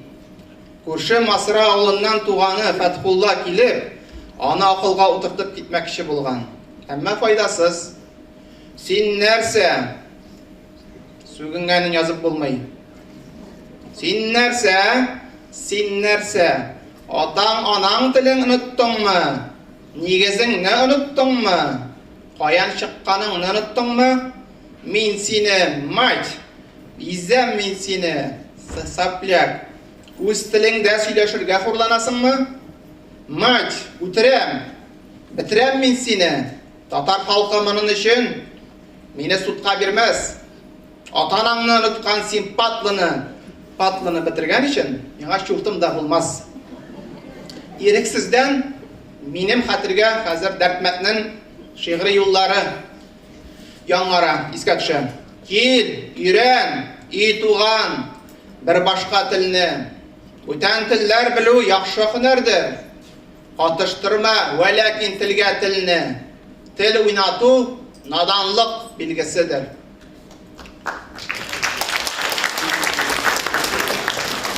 Үләр алдыннан Фәлахетдиннең дә ана теле ачылган ди. Хәл белергә килгән авылдашына безнең Гөбөрчәк авылының урман юлындагы басуда үскән бер генә учма яшел борчак ашисым килә дип саф татарча ялварган. Әмма карлы көз булганга туганы бу гызырны үти алмаган. Бәхил булыгыз дип җан биргән Фәлахетдин. Мөхәммәд Мәхдиевнең иҗатын пропагандалаучы Тәлгат Нәбиевич Галиуллинның Мөхәммәд Мәхдиев йолдызлыгы дигән романын хәзерге халкыбыз яратып өлгерде. Яшьләр, студентлар бик укыйлар. Минем фикеремчә, 16-нчы елда Тукай премиясына Тәлгат Галиуллинның бу романын тәкъдим итәргә кирәк. 1981 елда Казан утлары журналы уздырган проблемаларның үзәгендә кеше әдәбиятта яңалык тойгысы дигән бәхәстә катнашып, Мөхәммәд абый кайчан безнең китапларыбызны Шыңгыз Айтматов китаплары шикелле укырлар икән дигән риторик сорау куйган булган. Хәзер Мөхәммәд абыйны барыбыз да укыйбыз. Мин университетта күрәм, студентларыбыз да, аспирантларыбыз да, магистрлар да чиратка язылып китапханәләрдә Мәхдиев китапларын укыйлар, өйрәнәләр. Сүземне йомгаклап, тагын бер күзәтүемне генә әйтәм дә, Мөхәммәд Мәхдиев Тукайдан кала татар әдәбиятында бәрәңге икенче икмәкне зурлаган әдип. Тукай бәрәңге шигырендә бәрәңгене падишах дип атаган. Мөхәммәд абый буыны сугыш елларында һәм сугыштан соң ширек бәрәңге ашап үскән буын бәрәңгенең кадерен белә иде. Шуңа күрә Мөхәммәд абый үзенең әсәрендә бәхилләшүдә улы Искәндәр белән казаклар авылының ындыр артыннан үткәндә шул халкыбызның икенче икмәген бәрәңгене ашаучы Колорадо коңгызын сүрәтләгән. Алар улы белән велосипедларда барганда шул ындыр артыннан Колорадо коңгызының бөтен юлны капка кыйманы басып алган сүрәтләп китә. Аннары икенче фикерем шул юллы эшле кешеләр бу дөньяны алып баралар диде Мөхәммәд абый. Кырау төшкән, бәрәңге сабагы иснәп үскән кешеләр хөсетсез, карак, тәртипсез булмыйлар дип язды Мөхәммәд абый.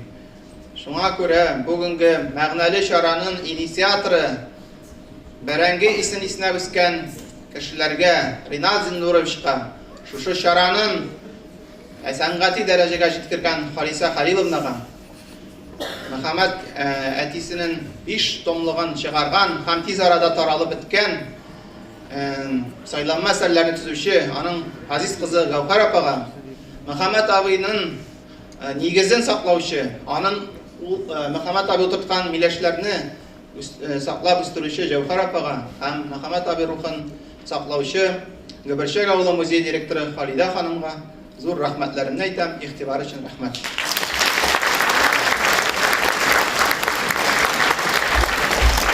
Әйе, Мөхәммәд Мәһдиев гомумән киң эрудициялы, дөнья хәлләреннән хәбәрдар һәм һәр нәрсәгә үз фикере булган кеше иде. Бигрәк тә туган якларыннан килгән хәбәрләр белән ул һәрдаим кызыксынып тора иде. Бүген безнең залда Арча муниципаль районы администрациясе һәм халкы исеменнән районның җитәкче урынбасары Гарифҗанов Рамил Илгиз улы утырып тора.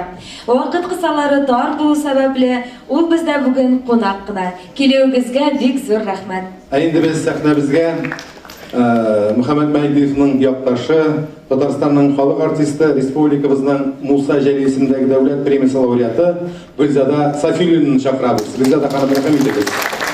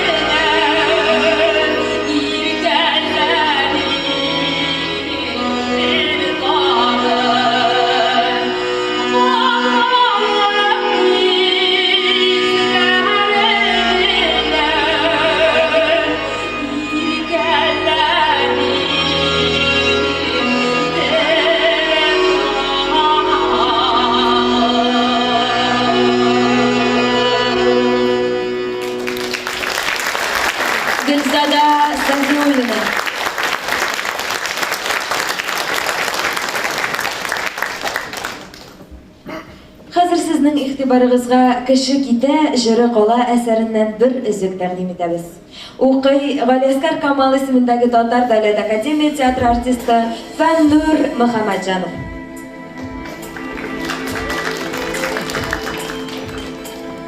Biz малайлар 23 февраль күніне училище сахнасында түнгі сигнал деген пьеса қойырға жинайдық. Мұнда дұшман қолында қалған бір ауылға біздің разведчик барып кіреді, түн ортасында үй ішінен отрядына сигнал бере. Мұржадан от күлтәсі шыға. Міне шуны эффекттырақ етіп ішлер үшін біздің арада енді бір аптадан берлі бәхәс күреш қопты. Бүгін әл-тәфи методын сынап қарамақшы болдық. Мұржаның құйысы туры екен. Яғни юшкәні ашып, мишке башыңы тықсаң, көк yüzі көрініп тұра. Қараңғы чугеуіп, біз әліге сигналны беріп қарарға болдық. Әл-тәфи шул мақсат үшін ауылымнан ширек литр керосин алып келген екен. План бойынша бұлай. Ғиззатуллин бір қағазға от түртеді, мишке тығып тұтып тұра. Әл-тәфи шишеден ауыз тутырып керосин алада, мишке таба бірке. Янәсі от күлтәсі мұржадан тышқа шыға. Біз мұның қараңғы түнде әл-тәфинің туған ауылы мүрәліге қатлы көрінуі мүмкін екен. Біз тышқарылдық. Қараңғы салқын кеште мұржа башына қарап бейг ұзақ тұрдық. От көрінмеді. Ояқтар туңа башлағаш кірге деп тұрайық. Кейінет ішік ашылып кетті де, бүкі кібік атылып Ғиззатуллин келіп шықты. Келіп шықты да шундық тәгеріп ұн қолын қорға тықты. Біз енді қауіп қатар болғанын сезініп, ішкер қылдық. Миш жанында әл-тәфи оны отырайды. Керосин дегені бензин болып шыққан әл-тәфинің. Бұл суғыш вақытында шын керосин қаламырысың енді ашуым келмәгәйі. Бензин әл-тәфинің ауызына қопқан, қошларын, кірфетлерін жандырған. Бізді көргеш әл-тәфи харакатсыз қалды. Қошсыз, кірфексіз кіші. Өлем, бит матур болмай екен.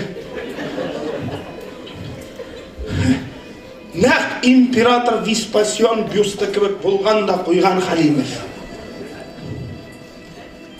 Біраздан Ғиззатуллин ышқына келіп кірді.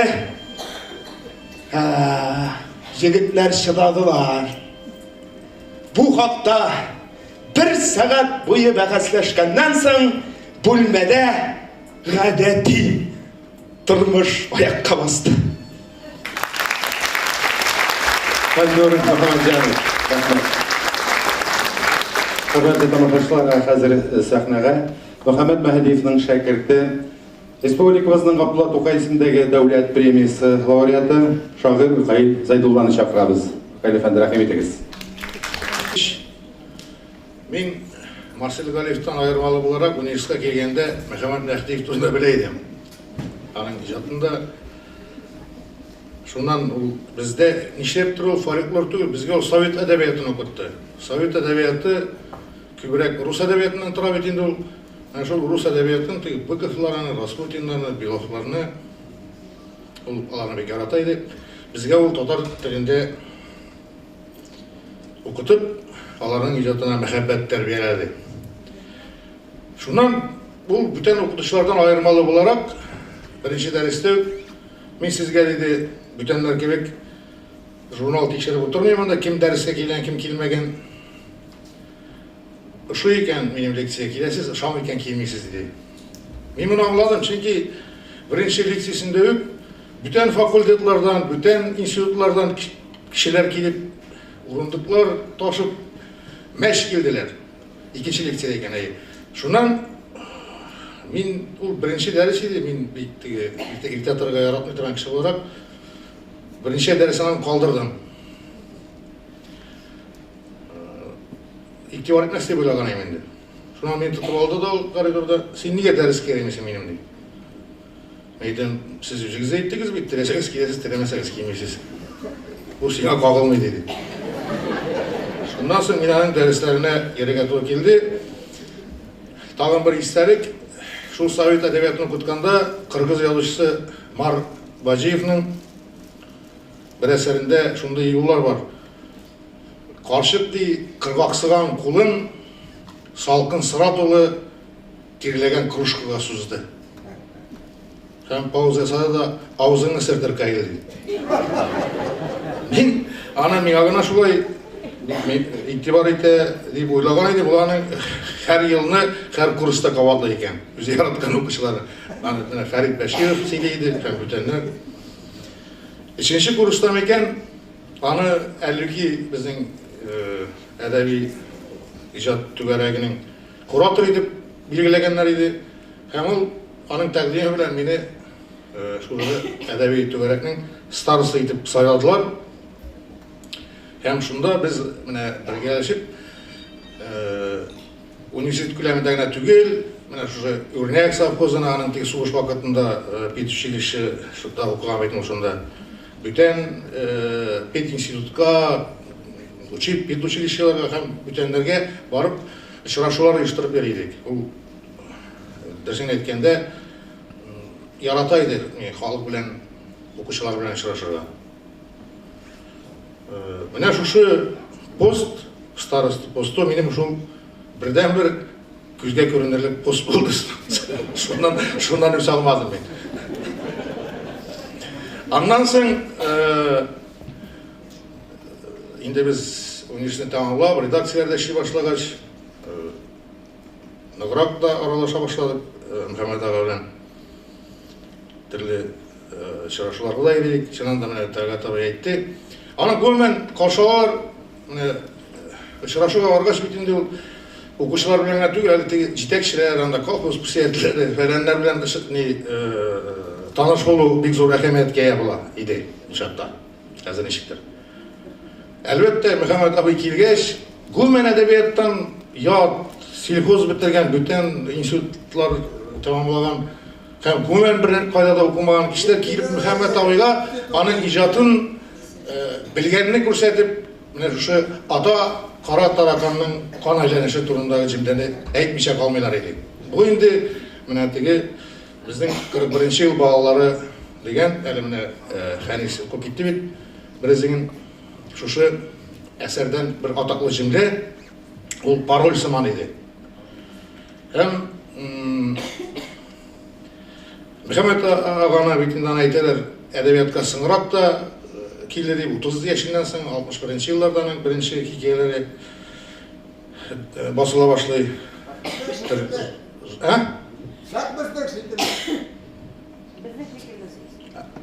Шулайдыр.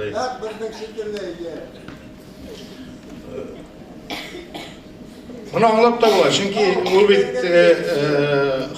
халык дошманы баласы, аның атасын атып үтергәннәр, әлбәттә, ул нидер бераз саграк кылангандыр инде, чөнки әсәр чыга икән ул вакытта бик тиз күз уңында буласың.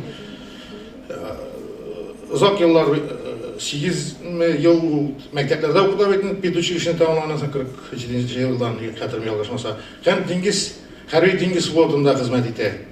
Менә аның исәлекләреннән дә күренә, әгәр дә ул анда тәкъдим итәләр, флотта хезмәттә калырга, әгәр дә, чөнки анда бит инде особый отдел, Мәхди фамилиясеннән баш тарткан чиратта, аңа флотта хезмәт итеп калырга мөмкинлек була. Ләкин ул яза, үзе дә яза, аны сөйли дә иде, чыгып уйланып йөргәч, әтисен күз алдына китереп, һәм аңа менә әти әйткән сыман булды, син дә мине сатасыңмы дип. Һәм ул баш тарта фамилияны үзгәртүдән.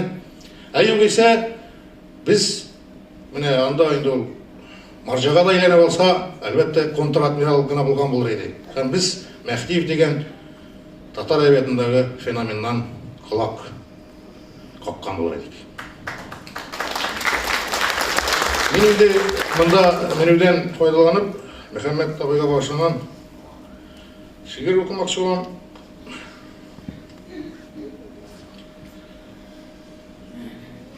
Иссен ол жел, чу деймәгіз, күннәр дә болсын яумлы, кебіршәк басуларына алып кетсін сыптауымны. Анда әлі ілеккеше қылымнар ойнап жылына, үксулерім яусын иді кепшініп ятқан бұлыңға. Күке хаман көмір санай, үзәкні ізәлі үні, урманнар етсін үзіне, күңіллердегі әрнүні. Кіші кете, жыры қала. Есін жойған жырлар да, сағыну болып себесін тілке ойнаған ұрларға. Иссен ол жел. Қуарылсын, кімнерінің нелер қалғаны, шул жел білен езін қаплар, даланың кемеш қылғаны. Алып кетсен өкінішіне, Ираққа дала ол табип, біздің язмышлар сиярлық, бүтәншә жер қайдан табайық. Ойнасын анда, құзғатып бұрынғы ұшақ кілінде, мәхтилерінің үне болып, сіңер ғасыр түпкіліне. Рахмет. Сәхнәдә виртуоз гармончы Татарстанның атказанган артисты Вәис Байрамов.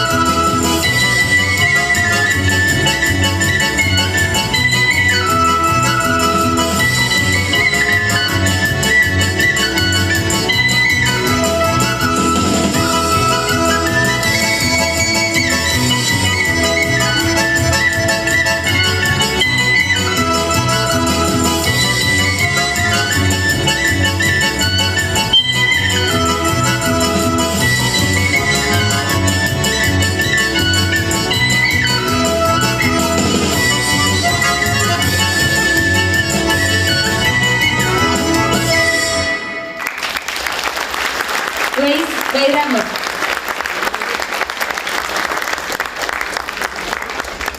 Адам баласы шыдаса да шыдар екен.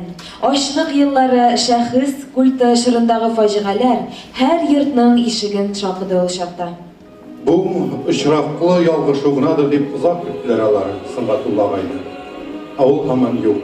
Инде үсеп җитеп диңгез флотында кече офицерлар курсында укып ятканда гына белә Мөхәммәд әтисенең язмышын. 1938 елда атып үтерелгән бит әтиләре. Шул ачы бала чактан башлап, гомере буе ул кара шомлы бүләгә халык дошманы баласы дигән исем Мөхәммәд Мәһдиевне үзенең утлы тырнагыннан ычкындырмады. Ачы тәҗрибә әсәреннән үзек, пәке йөзенә ялан аяк басып, укый Татарстанның халык артисты Әсхәт Хисмәтов.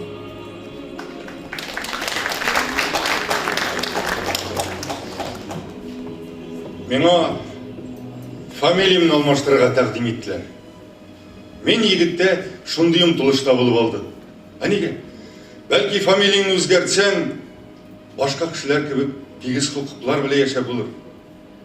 Мәсәлән, Гайнетдинов, Кысметдинов, Миңсабиров, я булмаса Кулгалиев, бәлки алай җиңелрәк тә булыр, 1953 елны Балтикада кече офицерлар курсында укыганда фамилия мине китереп кысты. Хайыр, аңарчу. Халыклар атасы үлүгә газеталарда яңа президент Ворошилов имзасы белән амнистия турында указ чыкты. Ләкин анда 58-нче статья турында берни дә юк иде әле. Мин шул турыда сорап Ворошиловка хат яздым, җавап көттем. Әле МГБ системасы үз көчендә Лаврентий Павлович Берия үз урынында утыра иде. Шулай җавап көтеп йөргәндә мине особый отделга чакырып алдылар да стенага ак простыня алып профиль анфас мине фотога төшерделәр. Үзләре берни дә әйтмәделәр. Берничә көннән үзебезнең хәрби частьнең комсомол җыелышын җыйдылар, приказ белән. Мин комсомол секретаре идем. Күрәм, хәрби частьнең командирының йөзе качкан. Әллә инде булмаган кимчелекләр казып чыгарып, мине секретарьтан азат иттеләр. Аннан редколлегия составына төшерделәр. Хәрби частьнең командиры минем личный дело белән таныш булмаган икән. Замполитына әйткән: "Вот вы кого пригрели! А ты шляпа! Иптәш бит яшерен документлар, секретный аппаратура белән эшләтә. Хәзер икебезне дә чырсалар, бу бит синең өлкә, ни корадың" дигән. Берничә көннән мине тагы особый отделга чакырдылар. Фәлән көнне, фәлән сәгатьтә, фәлән аллеяда каштан төбендә торасың диделәр. Килдем, бастым. Юл аркылы 2-3 катлы мәхәббәт бина күренеп тора. Урта гасырлар стилендә салынган. Бу йортны хәрбиләр ак йорт дип, кайсы смерть дип, смерть шпионым, кайсы контрразведка дип йөртә. Бу сүзләрне әйткәндә алар үзләре калтыраналар һәм як-якларына караналар иде. Каштан төбендә торам, урамда эт тә юк. Менә бер заман теге йортның җиз тоткалы мәхәббәт ишеге шыпырт кына ачылды да, аннан ак чырайлы, тәбәнәк гәүдәле Мичман чыкты. Ул як-ягына каранды да, салмак кына миңа ияк какты. Мин аңа табатладым. Контрразведка бөлмәсендә мине зур дәрәҗәле офицер каршы алды. Күрәм, буп-буш өстәл, 4 диварның өчесе шар ялангач, миңа каршы ягында Дзержинский портреты. Авыр тынлык урнашты.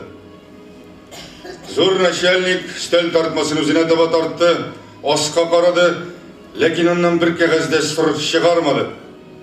Һәм бераздан карлыккан тавыш белән сорады: "Син мәле Ворошиловка хат яздың?" "Так точно." "Әтиеңнең язмышын беләсең киләме?" "Так точно." "Әтиең 1938 елның башында атылган."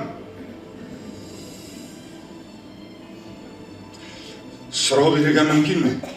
"Әйе, мөмкин. Белергә рөхсәт итегез, ни өчен атылган?"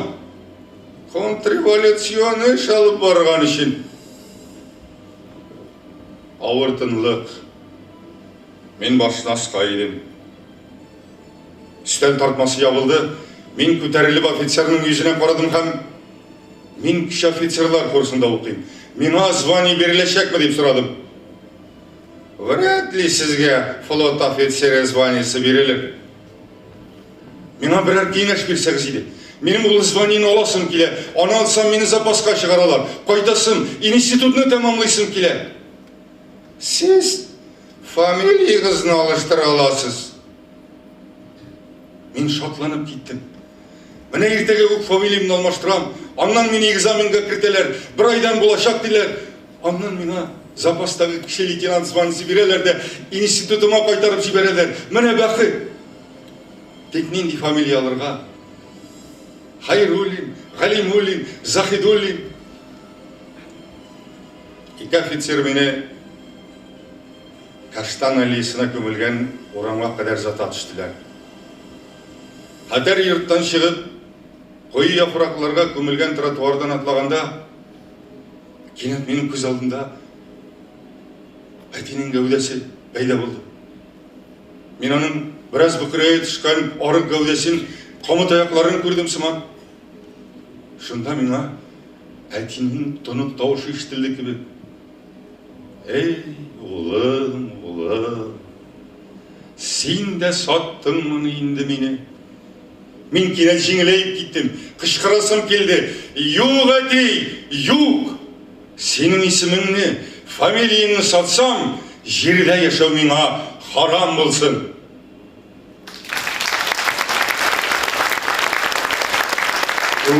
Жырғылы Татарстанның халық артисті Рүстем Закиров.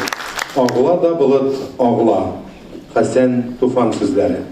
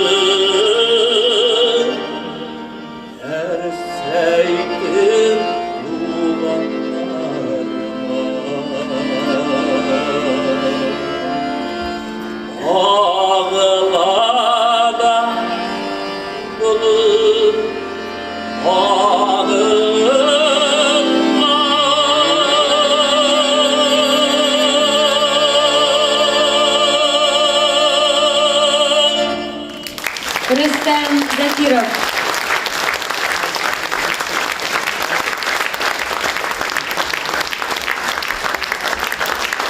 Мөхәммәд Мәхдиев сугыш елларын ачылып та, сыкланып та, гаҗәпләнеп та, елмаеп та тасвирлый. Кеше китә җыры кала әсәреннән тагын бер үзек тыңлап үтик. Укый Россиянең һәм Татарстанның халык артисты, Габдулла Тукай исемендәге дәүләт премия лауреаты Равил Шәрәфиев.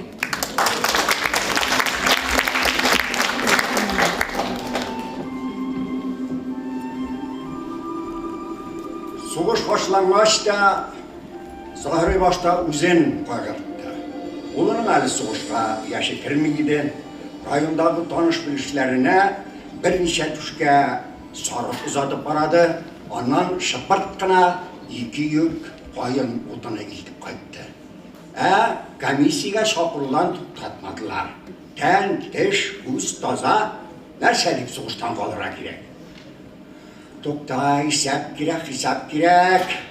12 пот арпанына нишат кирәк дигәндәй, берничә сарык түшкәсе 2 йөк утын булдыра алмаган, эшли алмаган эшне 2 такта чәй әйләндереп ташлады.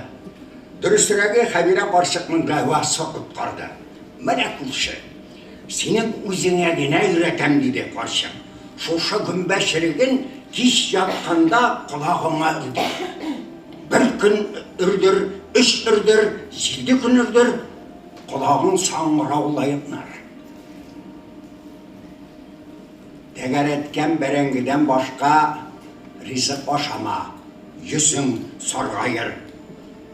Yerden yukudan turgaç bir şıkır, temeki soğuş, yüreğim kakar. Kamisi olgan günne 2 şıkırış. Eğer de indi bir kalasın dileyken uz dizegini oşa. Soğuş bitkeş buyurgan bulsa, yurtımna sipten bilirsin.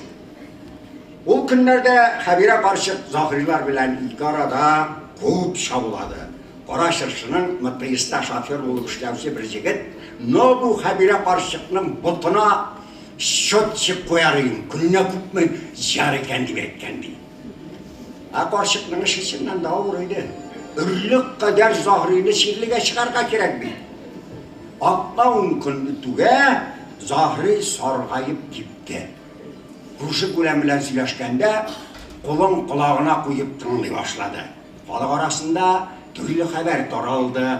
İmiş komissiyasında Vayinkom uze kirgende Zahri çıkıp barganda onun yanındakına gidenge çıltıratıp akşa düşürgen.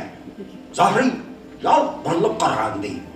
Lakin vraçlar yüreğini tınlap, əlige qaldırıp turğanlar deyil. Şula da qudası Şeyhmet onu qızıq etdi. Bir nerse işitmegenge salışıp yürgen günlerde ol Zahri'ga hal bilirge girdi. Her ahval söyleşip oturgan oydan ol Zahri'nin işi kızı Gülfiyan'ı yanına çakırdı da ekrinine suraşa başladı. Dünnevlen kimdir iskirtten bir yük salam urlagan, şulay dedi Şeyhmet. Etiyin tünne salam alıp kayttı mı? Onu koya koydu kız dedi. Zahri gözlerini yıltıratıp, sekirinde otura Gülfiye'ye nidir etmekçi ola. Etiki sabi tünne olan halini silip alır. Şundan Zahri düzme Gülfiye baktın kız sabahını koralayıp kışkırıp giderge mecburla. Ahırdan Gülfiye'ye lege oyun. Lakin bu haberinde halkka faş ola. Şundan soň halk bilen Zahri arasında nidir salkın soğuş payda bolar. Mümkün kadar onu vurmamışka tırışalar, onun bilen isenleşmezke tırışalar. Lakin tüp mesele hal etilgen idi indi. Zahri soğuştan kalıp durdu. Равил Шәрәфиев. Луиза Батыр Булгари музыкасы, Марсель Галиев сүзләре кайту.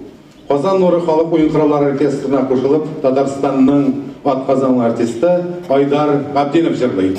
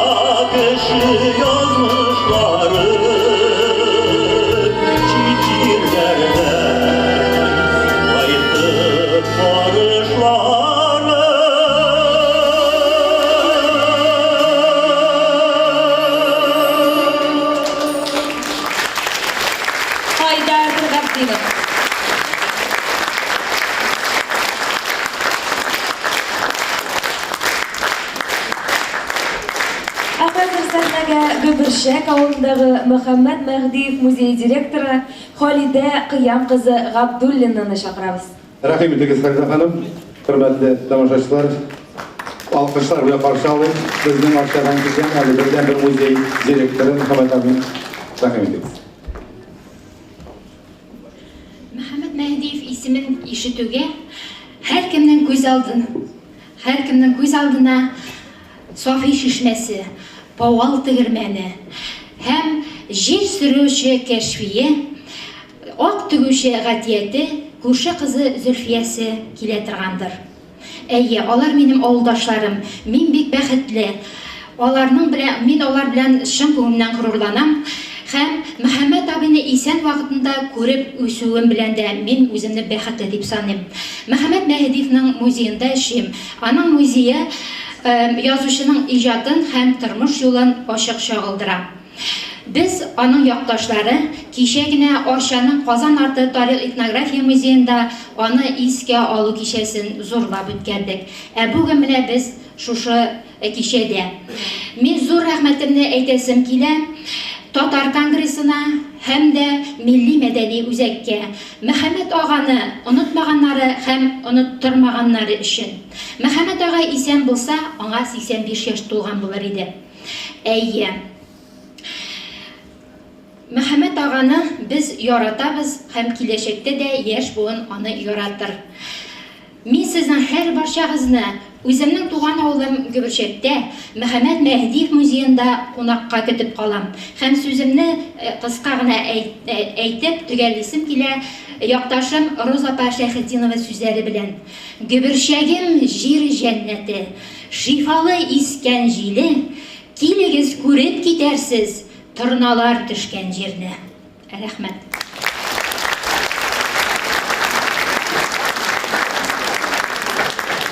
Хәзер сезнең игътибарыгызга мәңгелек яз әсәреннән бер үзек тәкъдим итәбез.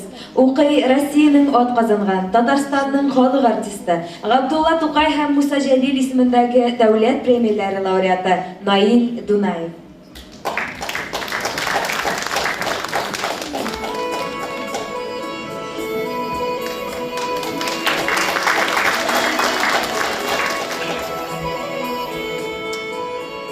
Рәифнең бу дөньядагы бөтен күргәне мәшәкате ихтимал гаиләсендә җитешмәгән мәхәббәт аркасындадыр. Ике кешедән корылган гаиләгә табигать тарафыннан 100% мәхәббәт җибәрелә. Әнә шул 100% мәхәббәт гаиләдә төрле пропорциядә бирелә. Хисапчы Мәгис моны шулай аңлата. 60-ка 40, 70-ка 30, хәтта 90-га 10 белән яшәп ятучыларда шул кадәр күп. Әмма тагын бер ягы бар ди Мәгис. Процентның зурышы хатын-кыз ягында туры килсә, ул гаилә ныграк була. Шулс нинди Мәгис 60-ка туры килсен, ну да ләкин теге 60 хатын ягында булсын. Инде киресенчә булганда бек яшәү авыр, ай авыр имеш. Мәгис кызган баштан Рәифкә дә аңлатып исәпләп бирде. Бер вакыт синең диде 90-га 10 чыга, 90 синеке, унысы теге Йомырыныкы, Йомыр дигәне Дания Рәифнең хатыны. Бик тулы тәнле, мул күкрәкле, матур муенлы, җиргә ышаныч белән басып торучы, таза аяклы, калын коңгырт тулымлы хатын иде. Теге Йомыры унны гына бирә. Мәгис шалт иттереп, шылт тимәсен салды. Төпчеген ысылтатып сурып куйды, сиңа авыр булыр. Ну, зато бу тирәдә иң матур хатынны кочаклап ятасың. Кешеләр шуны бер сыпырып карар өчен әллә ни биреләр иде. Син бесплатно көн саен шуны кочаклап ятасың. Менә баланс шулай чыга. Мәгис шылт тимәсен кире шылтыратып кайтарып куйды. Балтасталары йортны ничек тигез түри, бураны. Бүрәнәнең нишкә башын юан башка саласың да, бура тип тигез күтәрелә. Менә семья тормышы да шулай. Энкәш.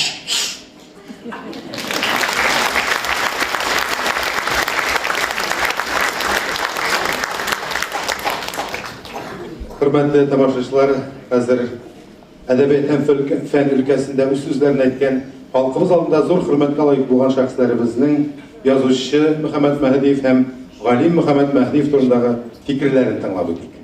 Әгәр дә без алга таба татар телен, аның рухын, бигрәк тә авыл кешенең рухын белергә телибез икән, яисә үстергә телибез икән, һичшиксез Мөхәммәд Мәһдиев әсәрләрен өйрәнергә тиеш булабыз, бигрәк тә яшь буын кешеләре.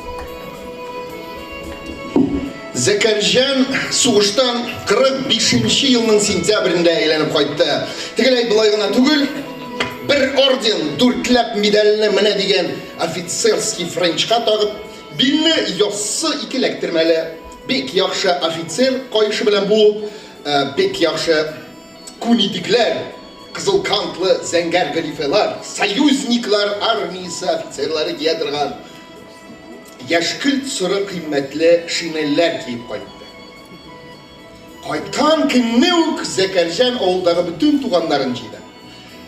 Инде әнисе аның өчен саклап торган узган елгы каз түшкәсен турап, аш пешерде. Табада итле бәрәңге кыздырды. Зәкәрҗан каклаган каз янына солдат флегесен яктырып куйды. Туган тумаша гел аның авызына гына карап торды. Инде гел фронт хәлләрен сөйләттеләр.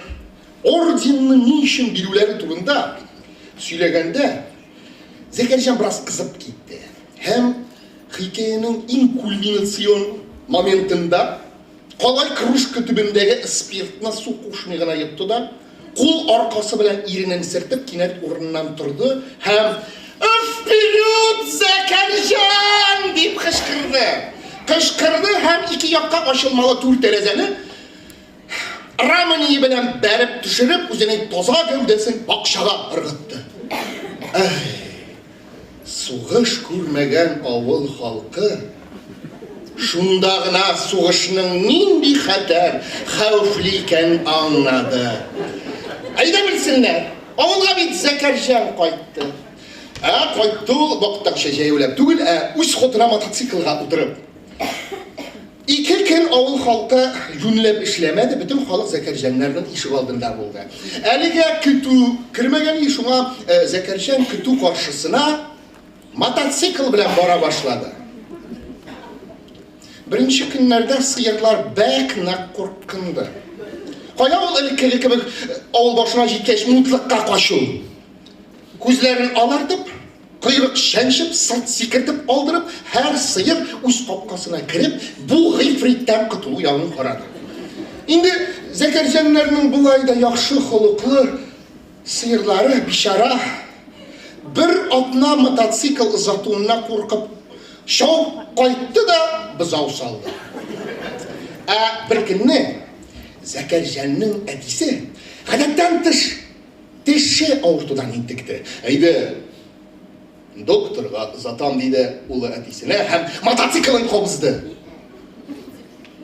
Карт юлга чыгыр алдыннан хатынына карап сәкин кырынына утырып ниндер дога кыймылдаттым. Я Раббым, үзеңә тапшырдык дип, каршыгына бик кызганычлы бер караш ташлады да урыннан торды. Малай инде патар-патар китереп, бөтен ишек алдын төтенгә тутырган иде. Терсәк күмелерлек зур кара перчаткалар, танкист шлеме, зур кара күзлек. Затлы гимнастерка өстенә офицерлар кия торган плащ накидка элгән улы махаббат һәм котышкыч дәрәҗәдә матур иде. Яхшырак тотынып утыр диде ул әтисенә. Авыл урамыннан сузылып тузан гына калды. Авылдан ашага хәтле бер 18-20 чакрымнар юл. Басу капкасын чыкканда Зәкәрҗан бераз газ истәде һәм әти 30-ны бирәм диде. Ай, двигатель искиткеч килә, юлы яхшы, тигез. Бираздан Зәкәрҗан тагын әти 40-ны бирәм дип кычкырды. Каз илен урын төшкәндә Şil tağın bir tavşını umurub yılqıb aldı. Әти 50! Nığıraq tıtınıb utur. Arşağa barıb jiterək, yul tağı da yaxşırdı, əybətləndi. Yulğa vaxtaşlar sibilgəni, həm şu taş bürtükləri qıç-qıç tizlikdə Zəkərjanның qara күзлігіне bərildi. Zəkərjan tağın, әти, yatıb ıraq otur, 60, 70, 80 degende arşa oramına kelib kirdiler. İndi tizlikdə kimetrga kirəgi şalt etib Zəkərjan poliklinika qarşısına kelib toxtadı. Yalt etib sikirib düşkəndə zor perçatkalarını salğanda ixtibar etsə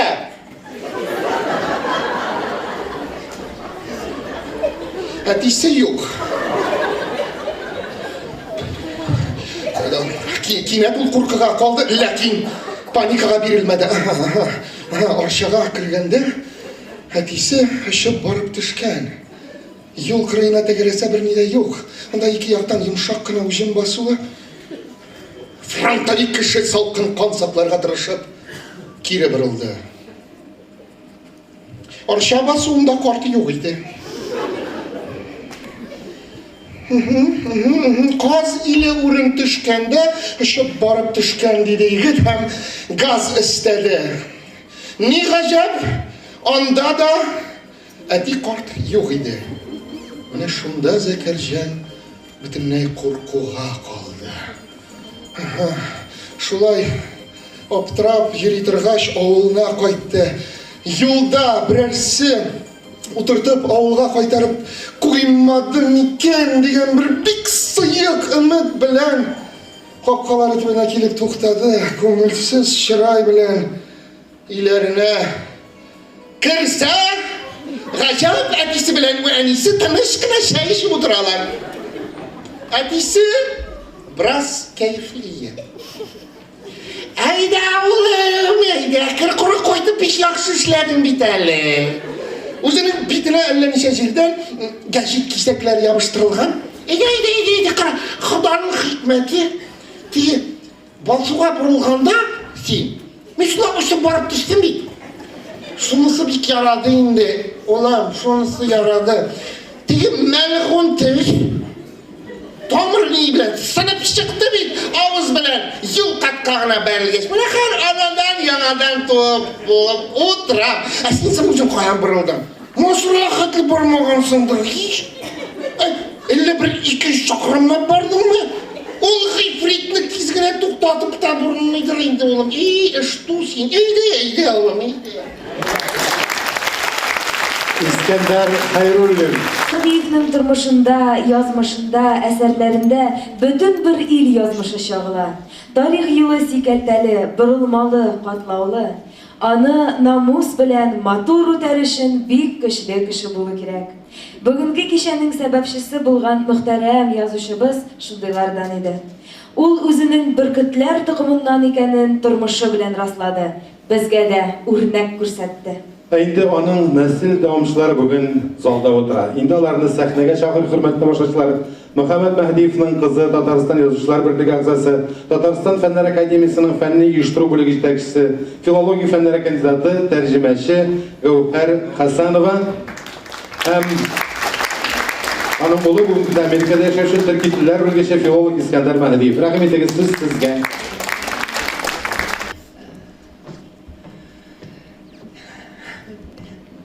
Диссертация яклаган чакта бер ел ярым чамасы гел Свердловск, Мәскәү, Воронеж арасында самолетта очып йөрдем мин. Бер оппонентка илтәм, икенчесенә илтәм, отзывка барып кайтам, рецензиясын алып кайтам, шулай итеп. Кичтән узатып калалар, икенче көнне төш вакытында кайтып төшәм. Ул вакытта самолетларның бәясе 10 сум, 15 сум, 20 сум. Шуңа күрә йөрерлек иде. Берсендә әйтте, чисти тишек бер тиен булдым. Булга батабыз киштән, икенче көнне кайтасың да керәсең дип. Шул әти әйтмешли, мин бу арада тишек бер тиен булып йөрим. Чөнки чаралар бик күп уздырыла. Кичә генә Халида ханым әйтмешли, Арчада 2 җирдә чыгыш ясадым. Миңа ул бик авыр, чөнки мин әти шикелле зур шәхес дә түгел. Минем әйтәсе фикерем дә аның хәтле күп түгел. Шуңа күрә шигем дә бик зур. Минем чыгышым кемгә кирәк икән дип. Ләкин берничә фикерне барын мин әйтергә тиеш, чөнки монда әйтмешли заявкалар да булды. Әз генә таркаурак була, гафу үтенәм, ләкин менә шушы әйберләрне әйтергә тиеш. Беренчедән, әтинең исеме топонимик комиссияның списогына кергән диделәр миңа. Димәк, шанс бар Казанның кайсыдыр урамына аның исемен бирергә. Заявка бирелгән, ләкин аңа поддержка кирәк диделәр. Шуңа күрә әгәр дә бу залда шундый ниндидер оешмаларның вәкилләре бар икән, поддержка ясарлык, менә рәхим итеп, зинһар өчен ясасагыз, ул процесс тизләнер иде. Бусы бер.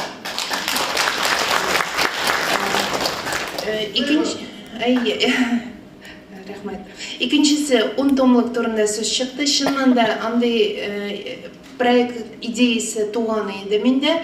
Һәм ул чыннан да 10 томлык сайланма әсәрләр турында сүз бара, чөнки архивны барсында бастыра башласаң, ул бик кызыклы, анда 10 томга гына сыймый. Ләкин хәзерге заманда 10 том чыгару ул бик авыр, шуңа күрә без аны инде өлешчә тормышка ашыра башладык.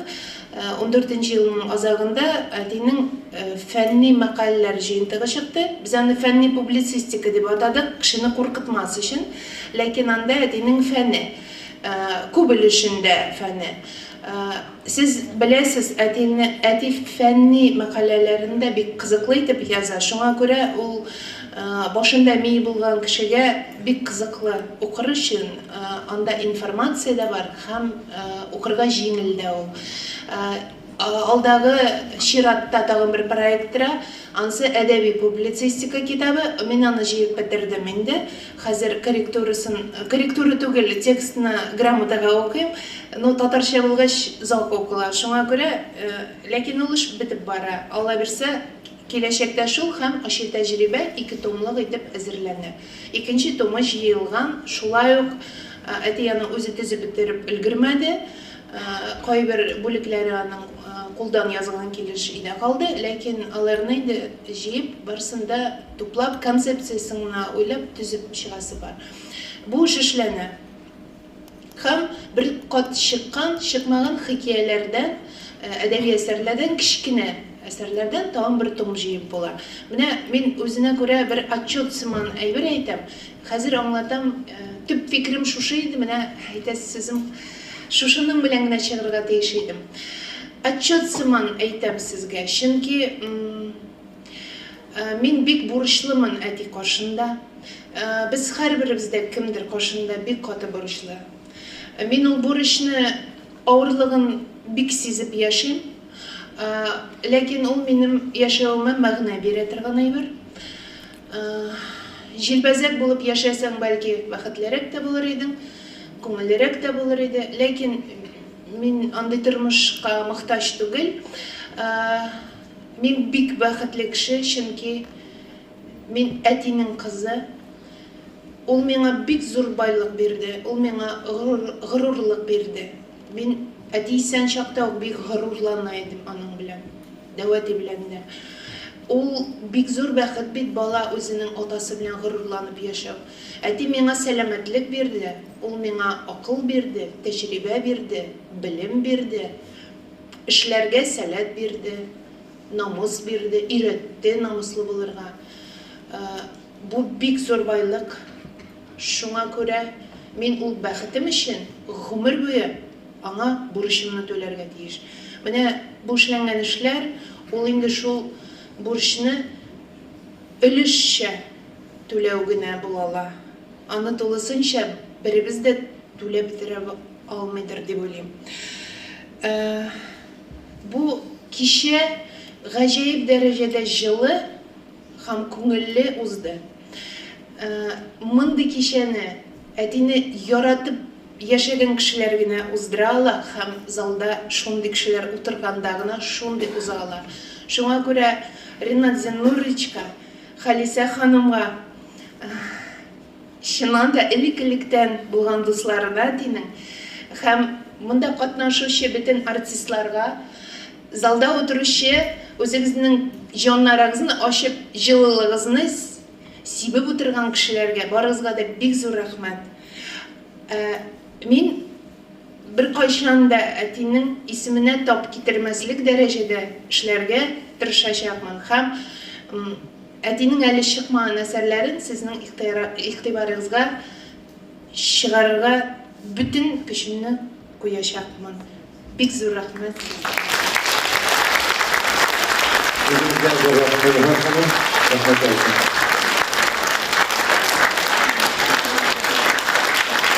tarafından da şunday davamçıları tarbiyeleu, şulay her kim için zor bәхеттер.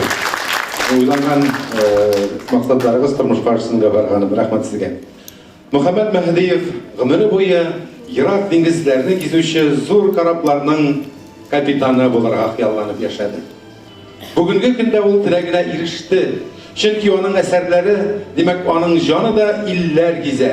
Дөньяның татар булган һәр почмагында Мөхәммәд Мәһдиевнең әсәрләре бар. Аның исеме халкыбыз күңелендә. Бу бәхет түгелме? Шушы урында гомер, яшәеш турында Мөхәммәд Мәһдиевнең үз фикерен тыңлап китсәк урынлы булыр. Рәхим итегез.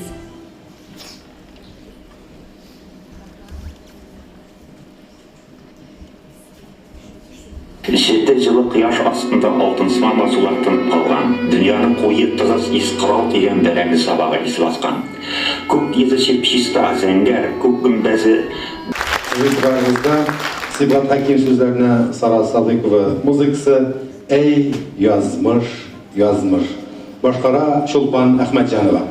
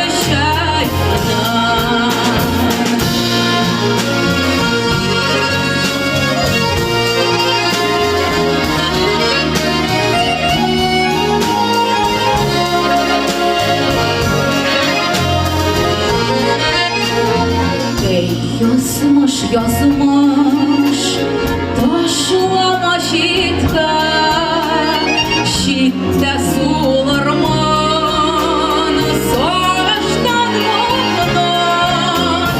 Ayırma beni İkuremdagın ilaçlarımdan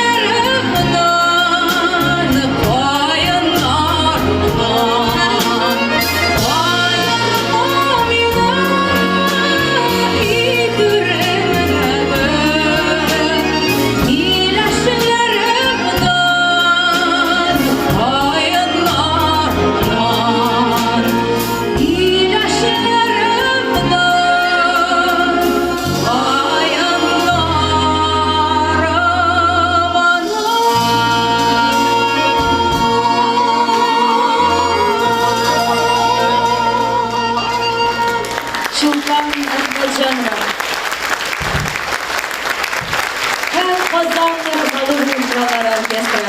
Оркестрдің сәнғай жетекшісі һәм дирижер Қазақстанның атказанған артисті Рәсим Ильясов.